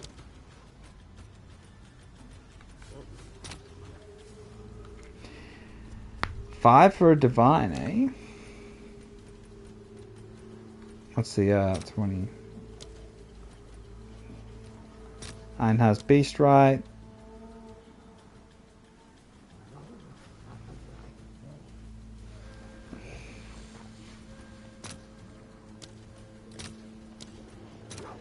Yeah, I don't think we're going to get anything of any value here. Wonder 1 on Nelith's Chimes. And I've still got... This was so good. This used to be too good. It was too good. Because you could roll Undying Will and they'd be immortal. Still worth 3 divines. So Armor Numbers Tithe is a whole other aspect of companion builds. You can definitely try it out, but you don't. I generally don't like companions dying, so you know there's that. But in that case, you just Infernal Legion, and if you put it on Wolfpack, a low level Wolfpack, and they just die instantly all the time, you can you just constantly have 3 Abyss mods of buffs on. It's just still perfectly valid to do in any build, really. So it'll be interesting to see. Poison skills do damage faster. Rejuvenation is worth 7.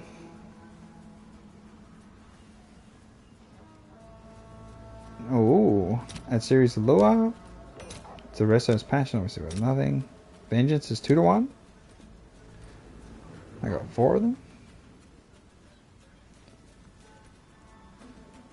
Vashta's Blessing, obviously nothing. Kali's Lust, obviously nothing. Aberration is 2 to 1. It's not bad. Oshlan's Oath. Oshlan. And obviously my fragments are on a different thing so they don't show up. Which is kind of annoying.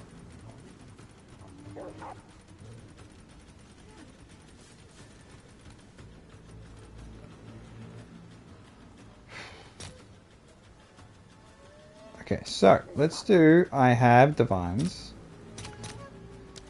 And say I want to buy... Why is the price changing so ridiculously? Perfect. They're pretty cheap. Perfectly Chaos. More expensive. So I want to buy all... Yeah, 101 orbs. Let's see. How much is a mirror? 9,794. Anicora's Lock, 1,700. I did get an Omen of Whittling once. I didn't get nearly as many divine orbs, it's just that ancient bone, but Omen of Light, 73. Uhtrude's plus 3 to skill. It's a bit expensive. Fracturing Orbs. Omen of Central Erasure. Tertiary Calamity Fragment. Omen of Dextral Erasure. So there's an Ancient Jawbone. It's one of the best ones. I did well.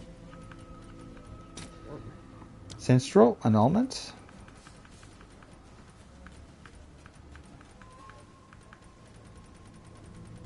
So what else is... What's they worth?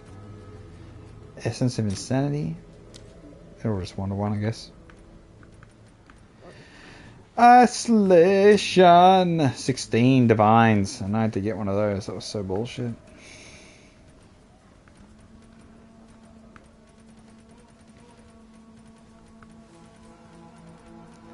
How much is a ancient rib?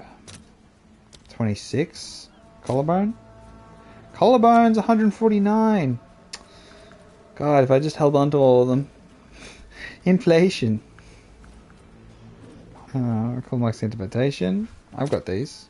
2 to 1. Tekrod's gaze.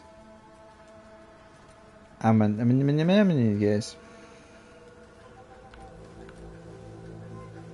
Kogel's gaze. Ulaman's gaze. Oh, the crystallized corruption stuff. Is any of this worth? Nope. Core destabilizers worth 5 to 1. Dual infuser. The old Vel cultivation orb. Ancient infuser. Ancient infuser's worth 5, eh? Orb extraction worth 4. Sitakar's thesis. The old. What? Victorious Fate is worth 58 divine. Oh, Deadly Fate. What? Cowardly Fate? Piss off. What is going on with the market? Let me just grab a bunch of stuff and... Honestly, the market is... It's all priced in. It's all priced in. Where is it? This one here. So we just got to designate this as a currency one. So we can sell cooler mark invitations. Crystallization. Corruption. Felt Siphoner. I don't see what the fragments are worth. Preserved Cranium. It's not ancient, is it? Crystallized Corruption. Armament of the Ancients.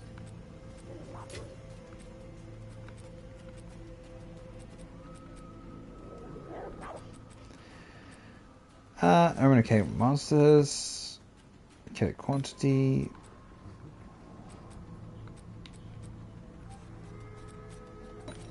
I always think the Dextral Exaltation's worth something, but it's never worth something, and I just disappoint myself every time.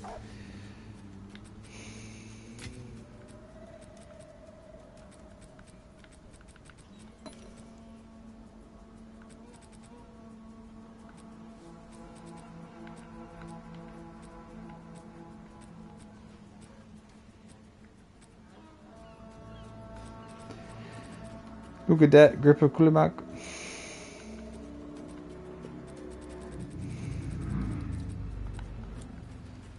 Alright. Oh, it's you.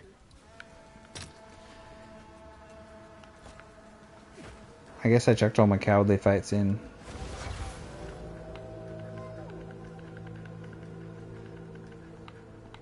I don't have any? Piss off.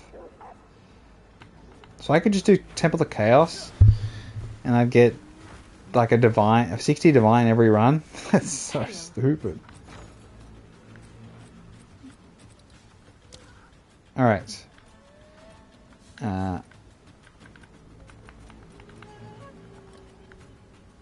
This one we're going to switch to Mirror.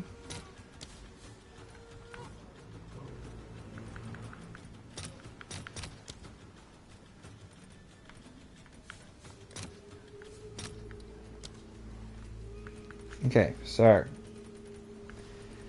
the Central Exaltation looked popular, didn't it? What do I have? I have refreshment, Surgeons. Corruption is worth 1. Central Exaltations 3 to 1. 2 to 1. Chaotic Rarity, obviously not. Crystallization 1 to 1. Greater Exaltation 9 to 1.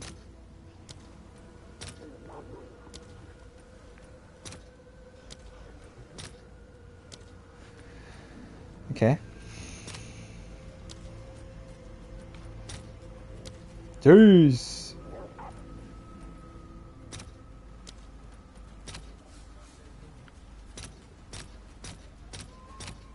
Two to 1 on the cranium.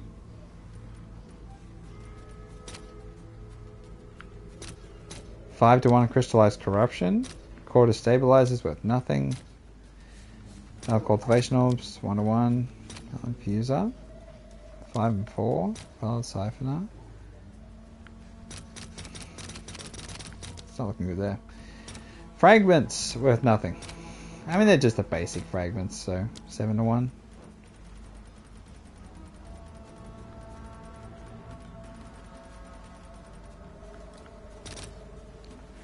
Alright, so they won't worth jack shit.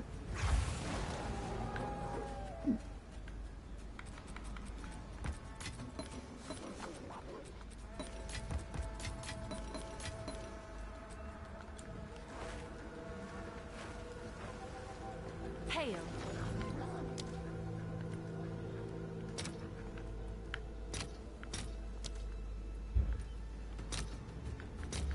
2-1, eh?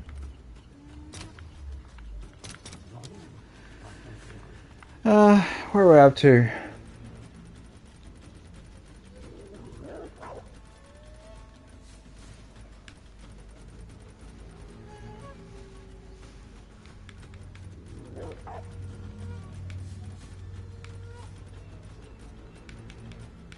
Okay.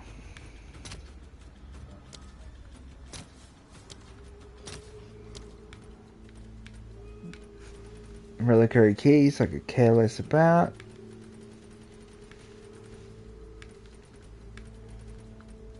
How much is where is it? Canada?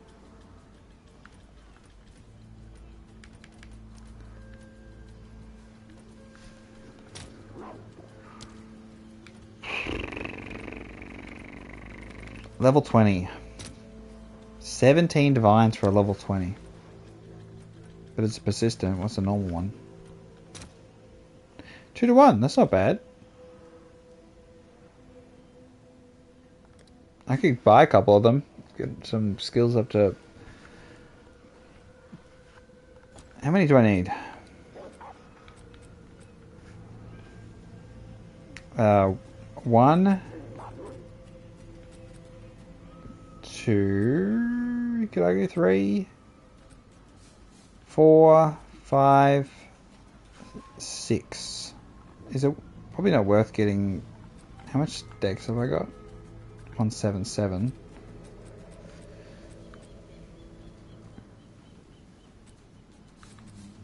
So the highest... That one's a mix, isn't it? So that doesn't count. So the int requirement might be too high. Oh no, 198. I got plenty of int. So spells are fine. It's just... Strength also. No, strength's fine.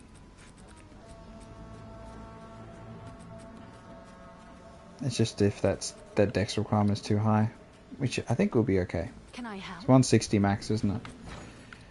So I think we buy what? How many do we buy? 4? Was it 5? Yeah, it was more. Let's see if there are any takers.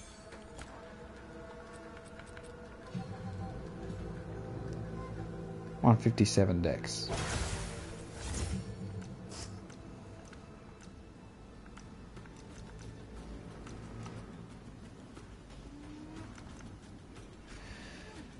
Thunderstorm.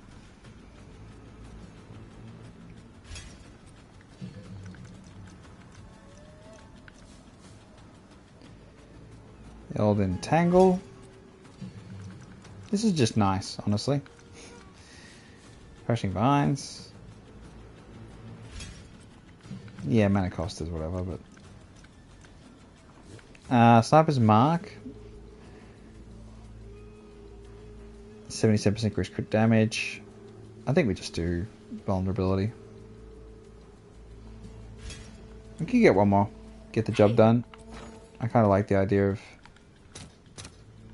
having it done. All right, your order is registered.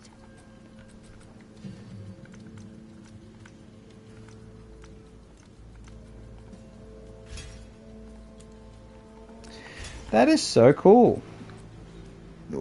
Wealth really is the answer. So now you got 21k, 27k DPS. Vulnerability will do more armor damage. Entangle does more damage. Thrashing Vines does more damage. Thunderstorm does a little bit more damage. Hail.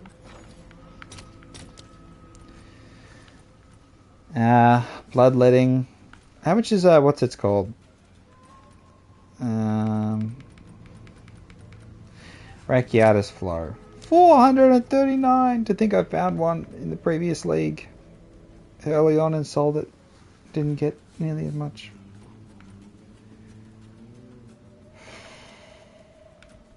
Surface pile.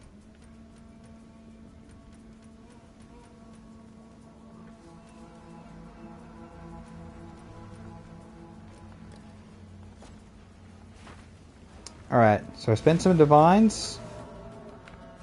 Invested, getting this character to its peak.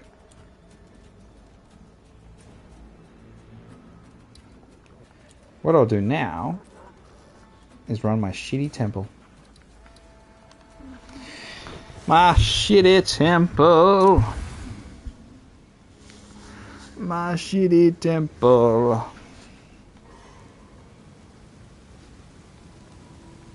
I went to the wrong place.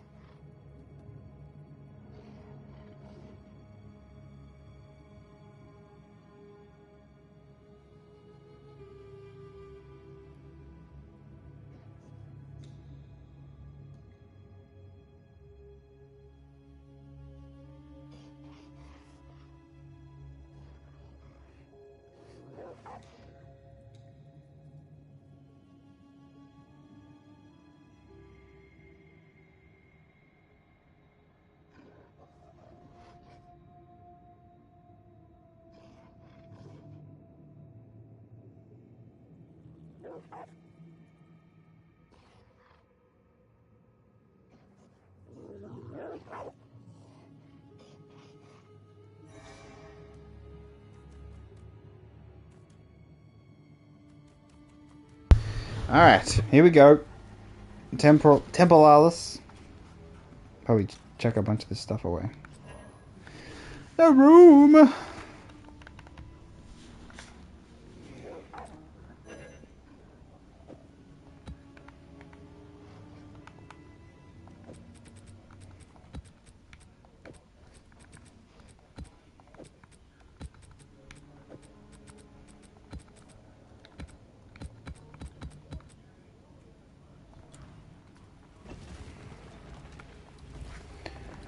Look at my shitty temple.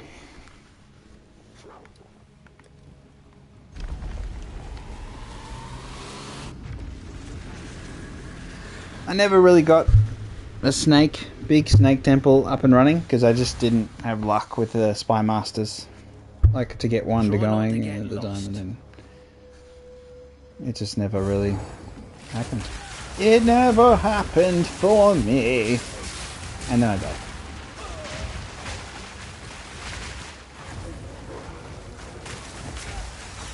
Goddamn lightning shit. You are not worth my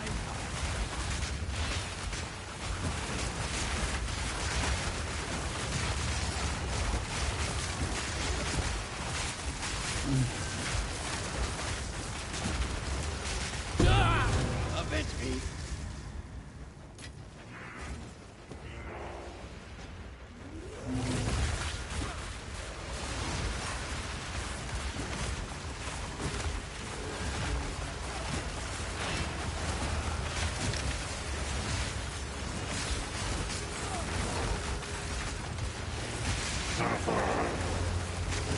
Not yet.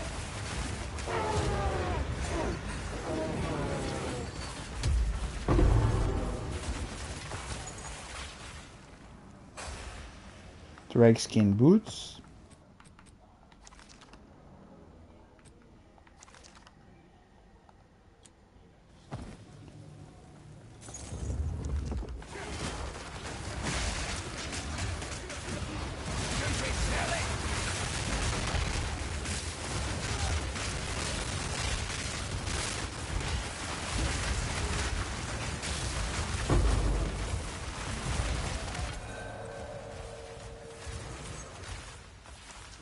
medallion's rather beautiful. I hadn't died in such a long time, too. God damn.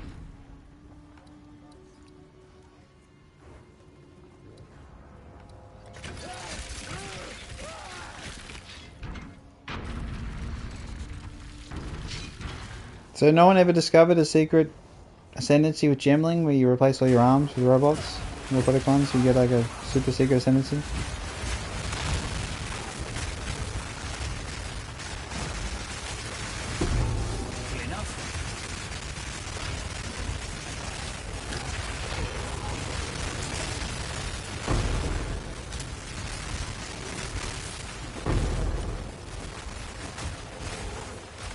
Oh, I don't know, Tame Beast thing.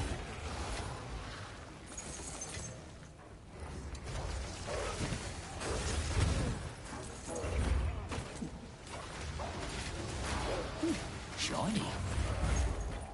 Polished braces.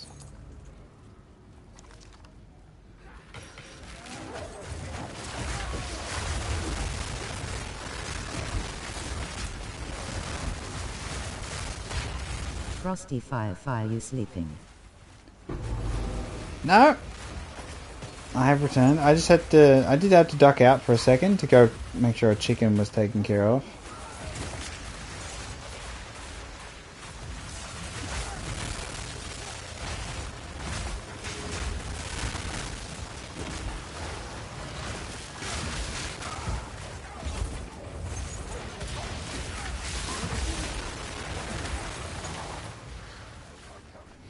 This temple feels so much more challenging than the previous time I entered it. I feel like, I don't know what I've done that make it so much more scary. So we've got Gemini Surge. Oh, that's the one that got changed. That will get changed to Kalguran Crossbow. You get, what is it, more surges. Gemini Surge. Going to open surges. Non-melee projectile attacks with the weapon consume surges to cause a projectile fire to explode. Bloody crossbow needs as many skills as possible in their pool. Should probably put it back. Nothing here is useful on that one.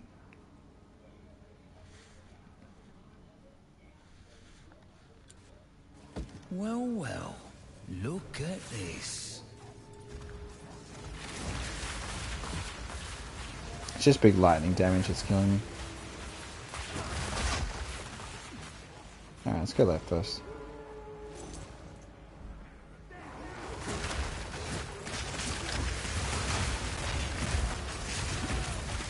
No mana.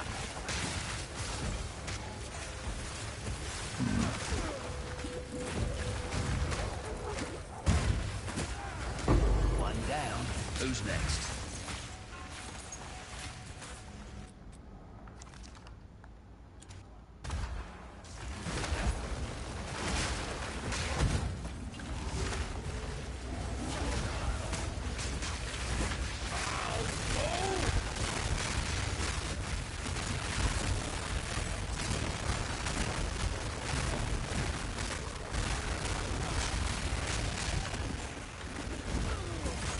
God damn, they do a lot of damage.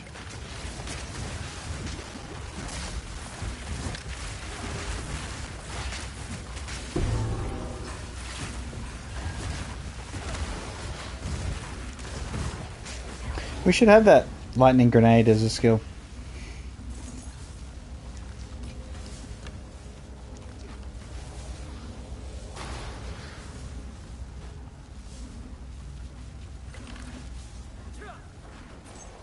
Like, I really don't... I don't see any argument against it. I don't see how you can... I don't know.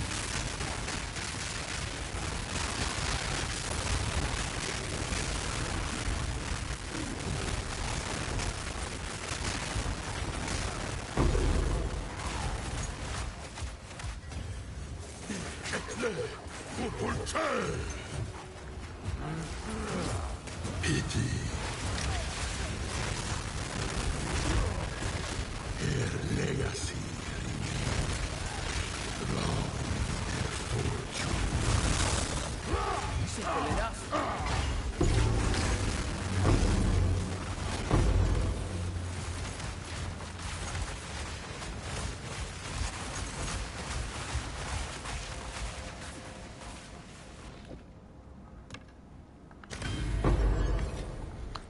The whole Artificer's Orb obsession after that one Q&A, bloody oath.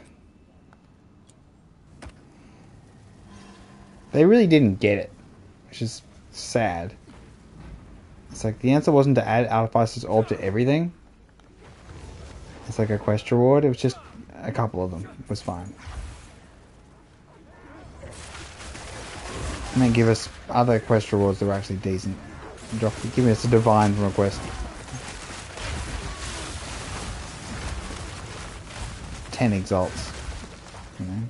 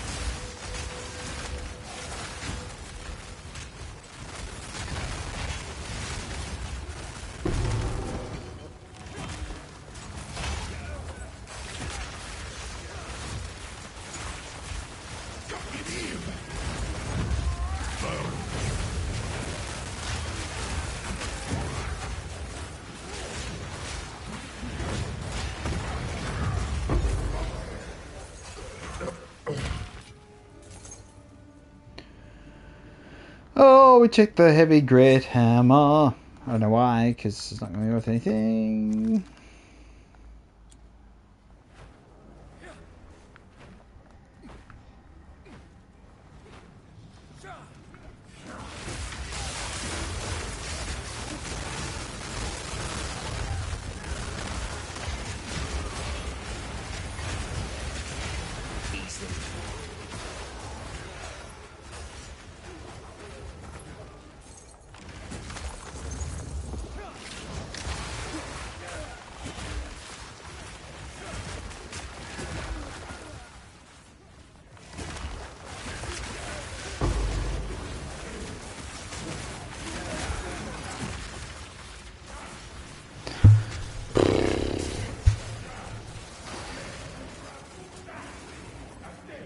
Alright, so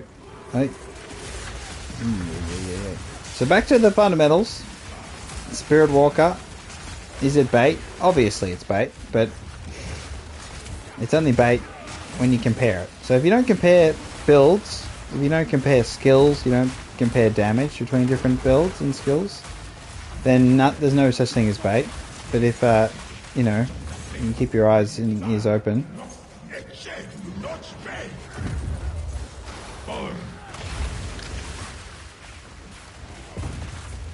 Then yeah, it's bait. It's going to pump up the costs of plus.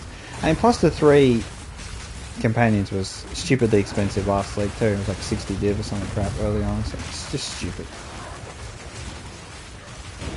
The Wolf Pack was pretty expensive, but nowhere near that. So.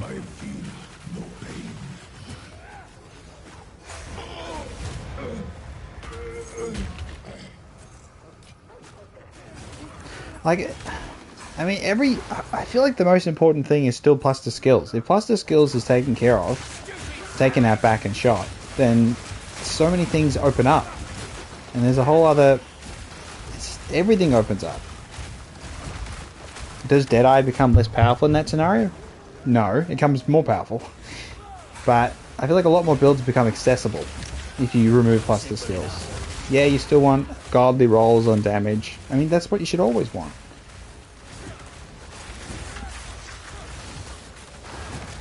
And rarity for currency, obviously. I'm happy to scrap rarity as well. That doesn't seem to be happening just yet, but...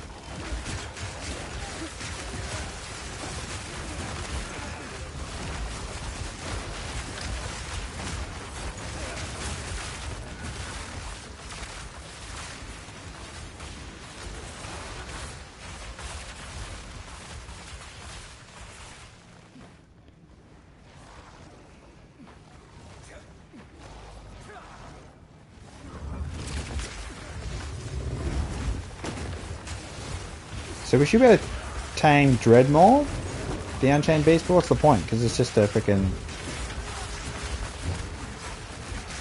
behemoth thing. So again, there's no point, is there? Unless you can juice your temple and get good mods on it.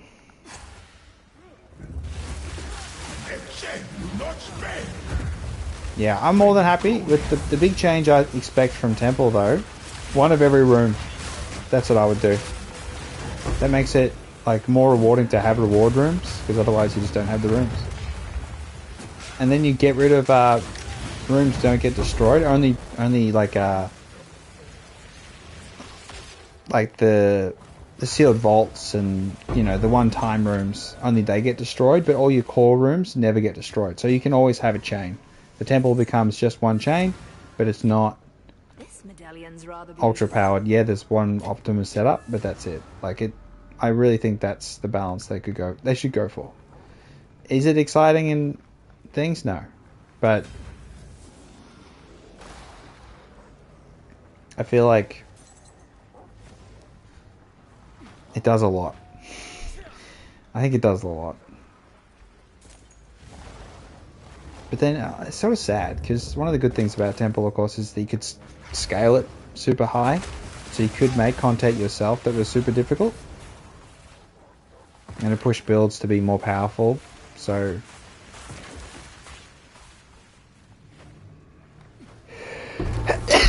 I think we still need Delve.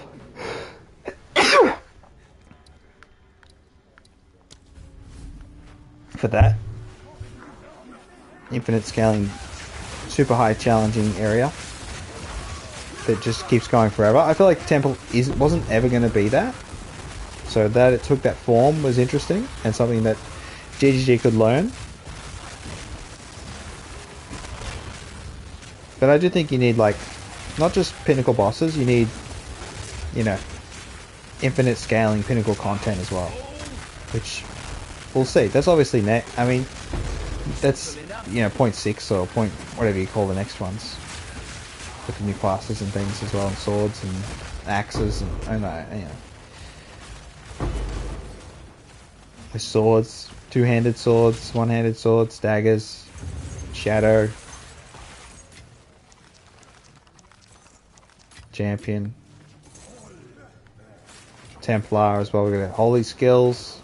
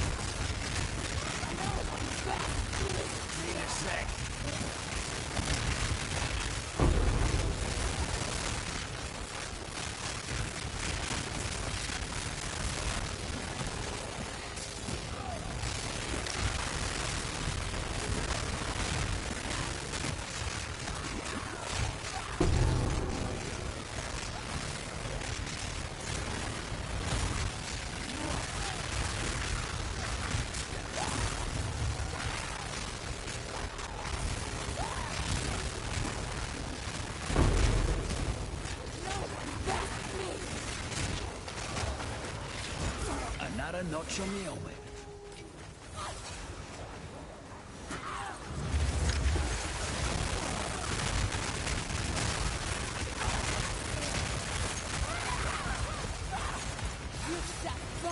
I wish I had a button to take loot off my screen. But, Rage of the Viking. doesn't seem to be a thing. If it is, tell me. On console, obviously. PlayStation 5, can you get the lid off your goddamn screen?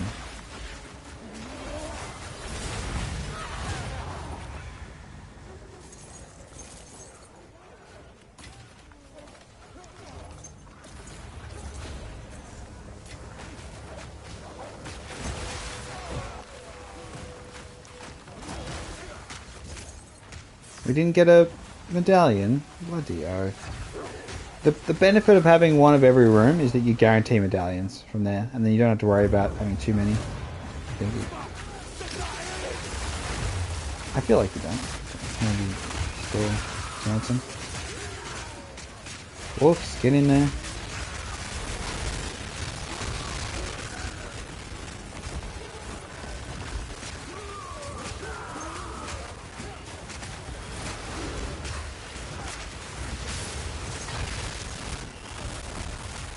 Gotta stay quick on my feet.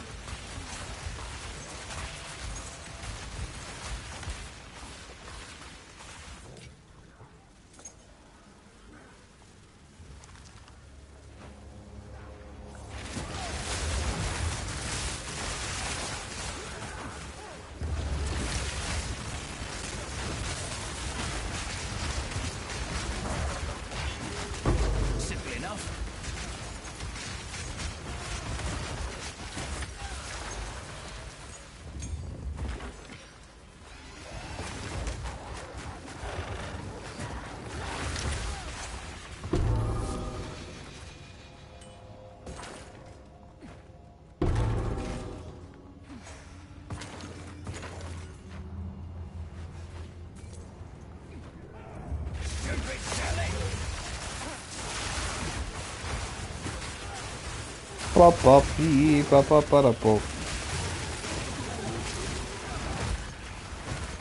And they didn't show the temple atlas tree, which is something I really look forward to seeing, how we affect temple with the atlas tree.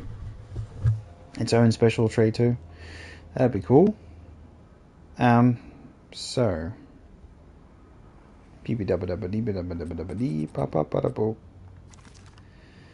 98% crystal ammo, 5 damage, like Riz.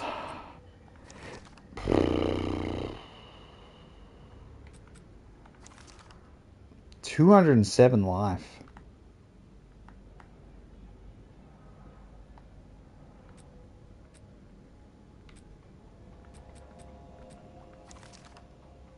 It's a lot of fizz and all res and chaos. Accuracy. Enemies have an accuracy penalty based on distance.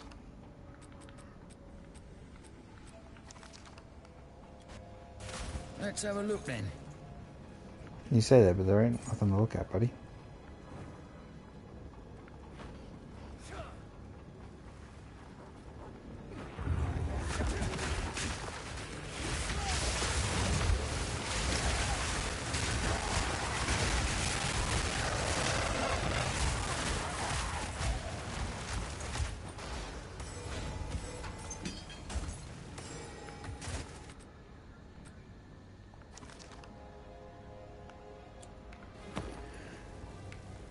Alright, so these are all the mods on this map. 750% increased number of magic monsters, 746% increased rare monsters, increased pack size. Effectiveness is not too bad. Monsters 105, uniques 52. Not too bad. But that's the map modifiers, not the temple, I guess. Or is it temple, not map? I don't know.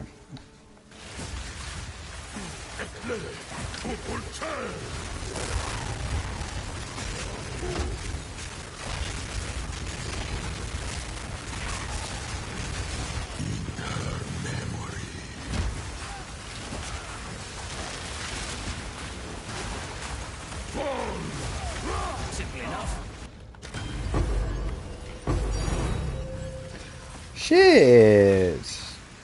I know I just Beautiful. got the ancient thingy and traded for 100 div earlier, but still, every divine is special. That's pretty damn nice. Now to fight the architect and blow my temple up. The palace of Liravon should not suffer the same fate as Anzuan.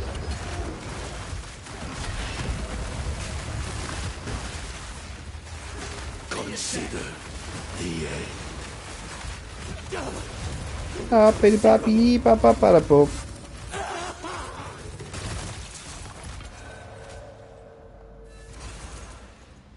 This medallion's rather beautiful. Alright, Royal Access Chamber. We need that. Extraction Chamber. Vault of Reverence. Ice Fang Orbit. Lineage support. I guess we just Royal Access. If we do it here, maybe stops the whole thing blowing up. Nah, here's fine.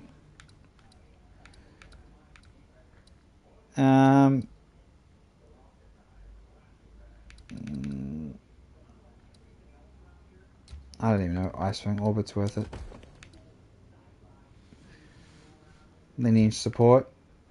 Sure.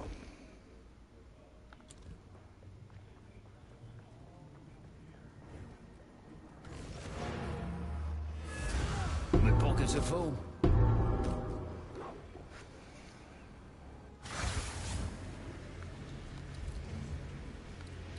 So we'll lose what? 1, 2, 3. 1, 2. 1, 2, 3. So we lose all of our pathways.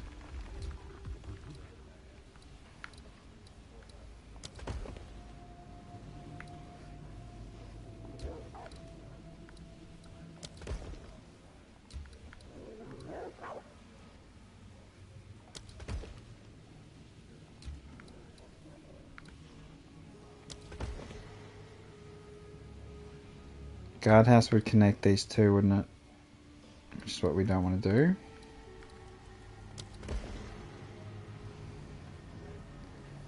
Prosthetic research.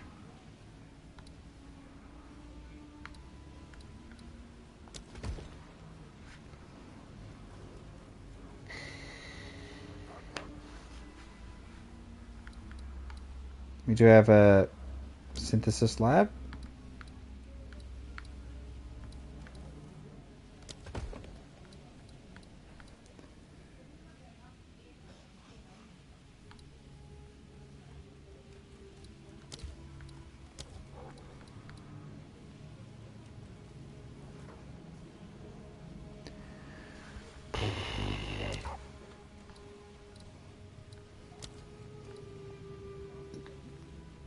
Alright, we just added a bunch of stuff to it.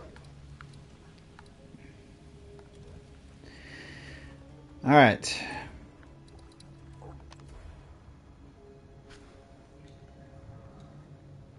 So, in summary, so, yeah, I think I've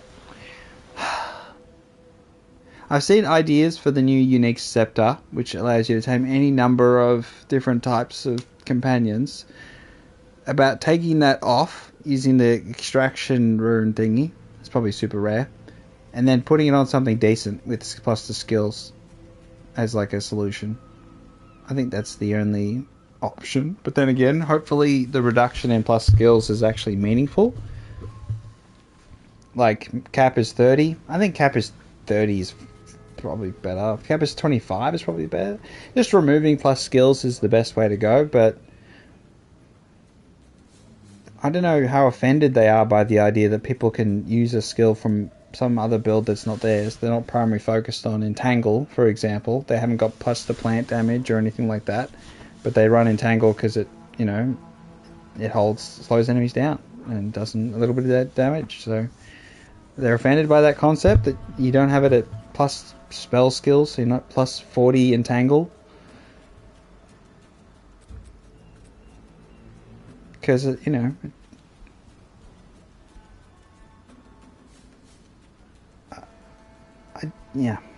I don't want to have to, you know, be forced to run a sacrificial regalia to get the corrupted +1 corrupted skill gem,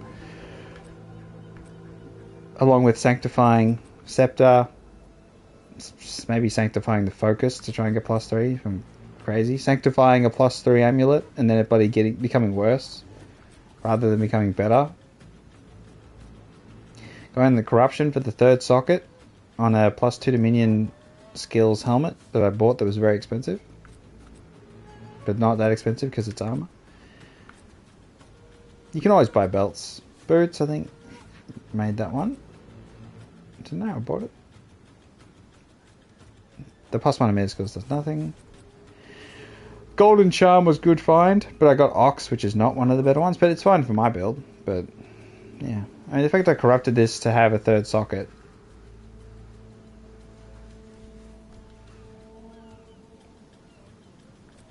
I didn't get the +1 to skills from corruption on the helmet, which you could get an extra skill on.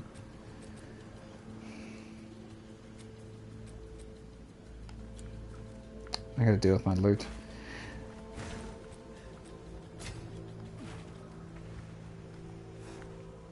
Yes. Who sent you? They're making changes every day.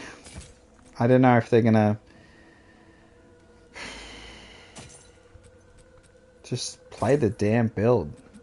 Just play the and then compare. I know this is the devil inside that's like, you got to compare it, because if you don't compare it, you no idea where it is on the balance. And if you're balancing a build based on just how you feel about it, as opposed to just going, wait a second, it's actually pitiful in comparison to whatever these top 60 meta builds are, probably compared to the top 100 meta builds, it's not even in there. It's like, wait a second, maybe I should stop nerfing this. But it'll be too... It's not powerful. God damn it. I swear. Whatever. I don't know. I streamed Immortality Undying Will for, I think it was 3 hours before it got patched. And it only been out for maybe 16, 17 hours. Someone made a video on... was it Exile again? One of the PoE compilations. And then bam, it was gone. I got to enjoy it for a tiny bit, which was nice, but...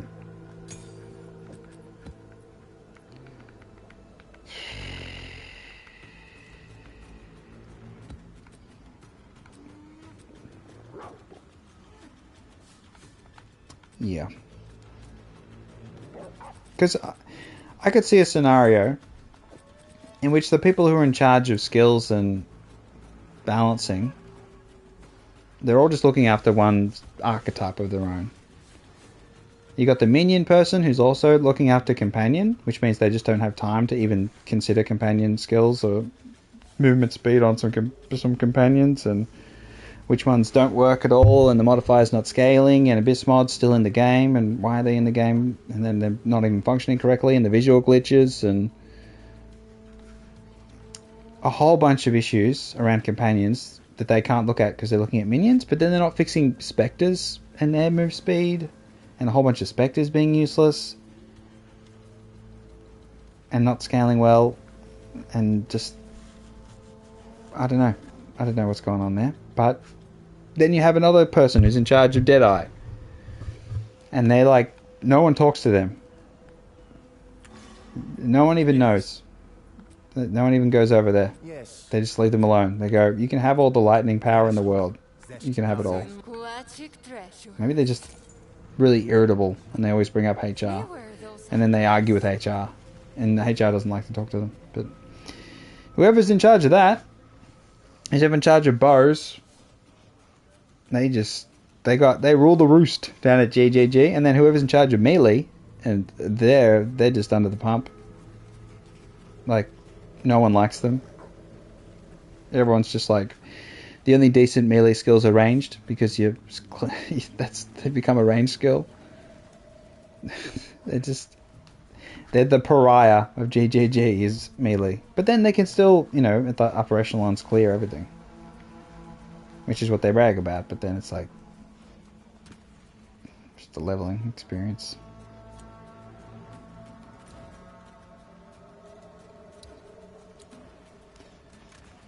Let's run another map.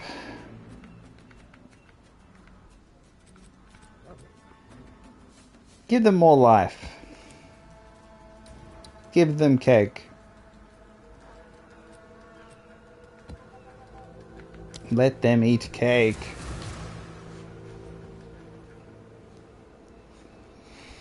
I think I don't want to run Abyss in the new in 0.5. I don't want to run Abyss. I feel like I've abyssed out. Oh my god, I hate this map.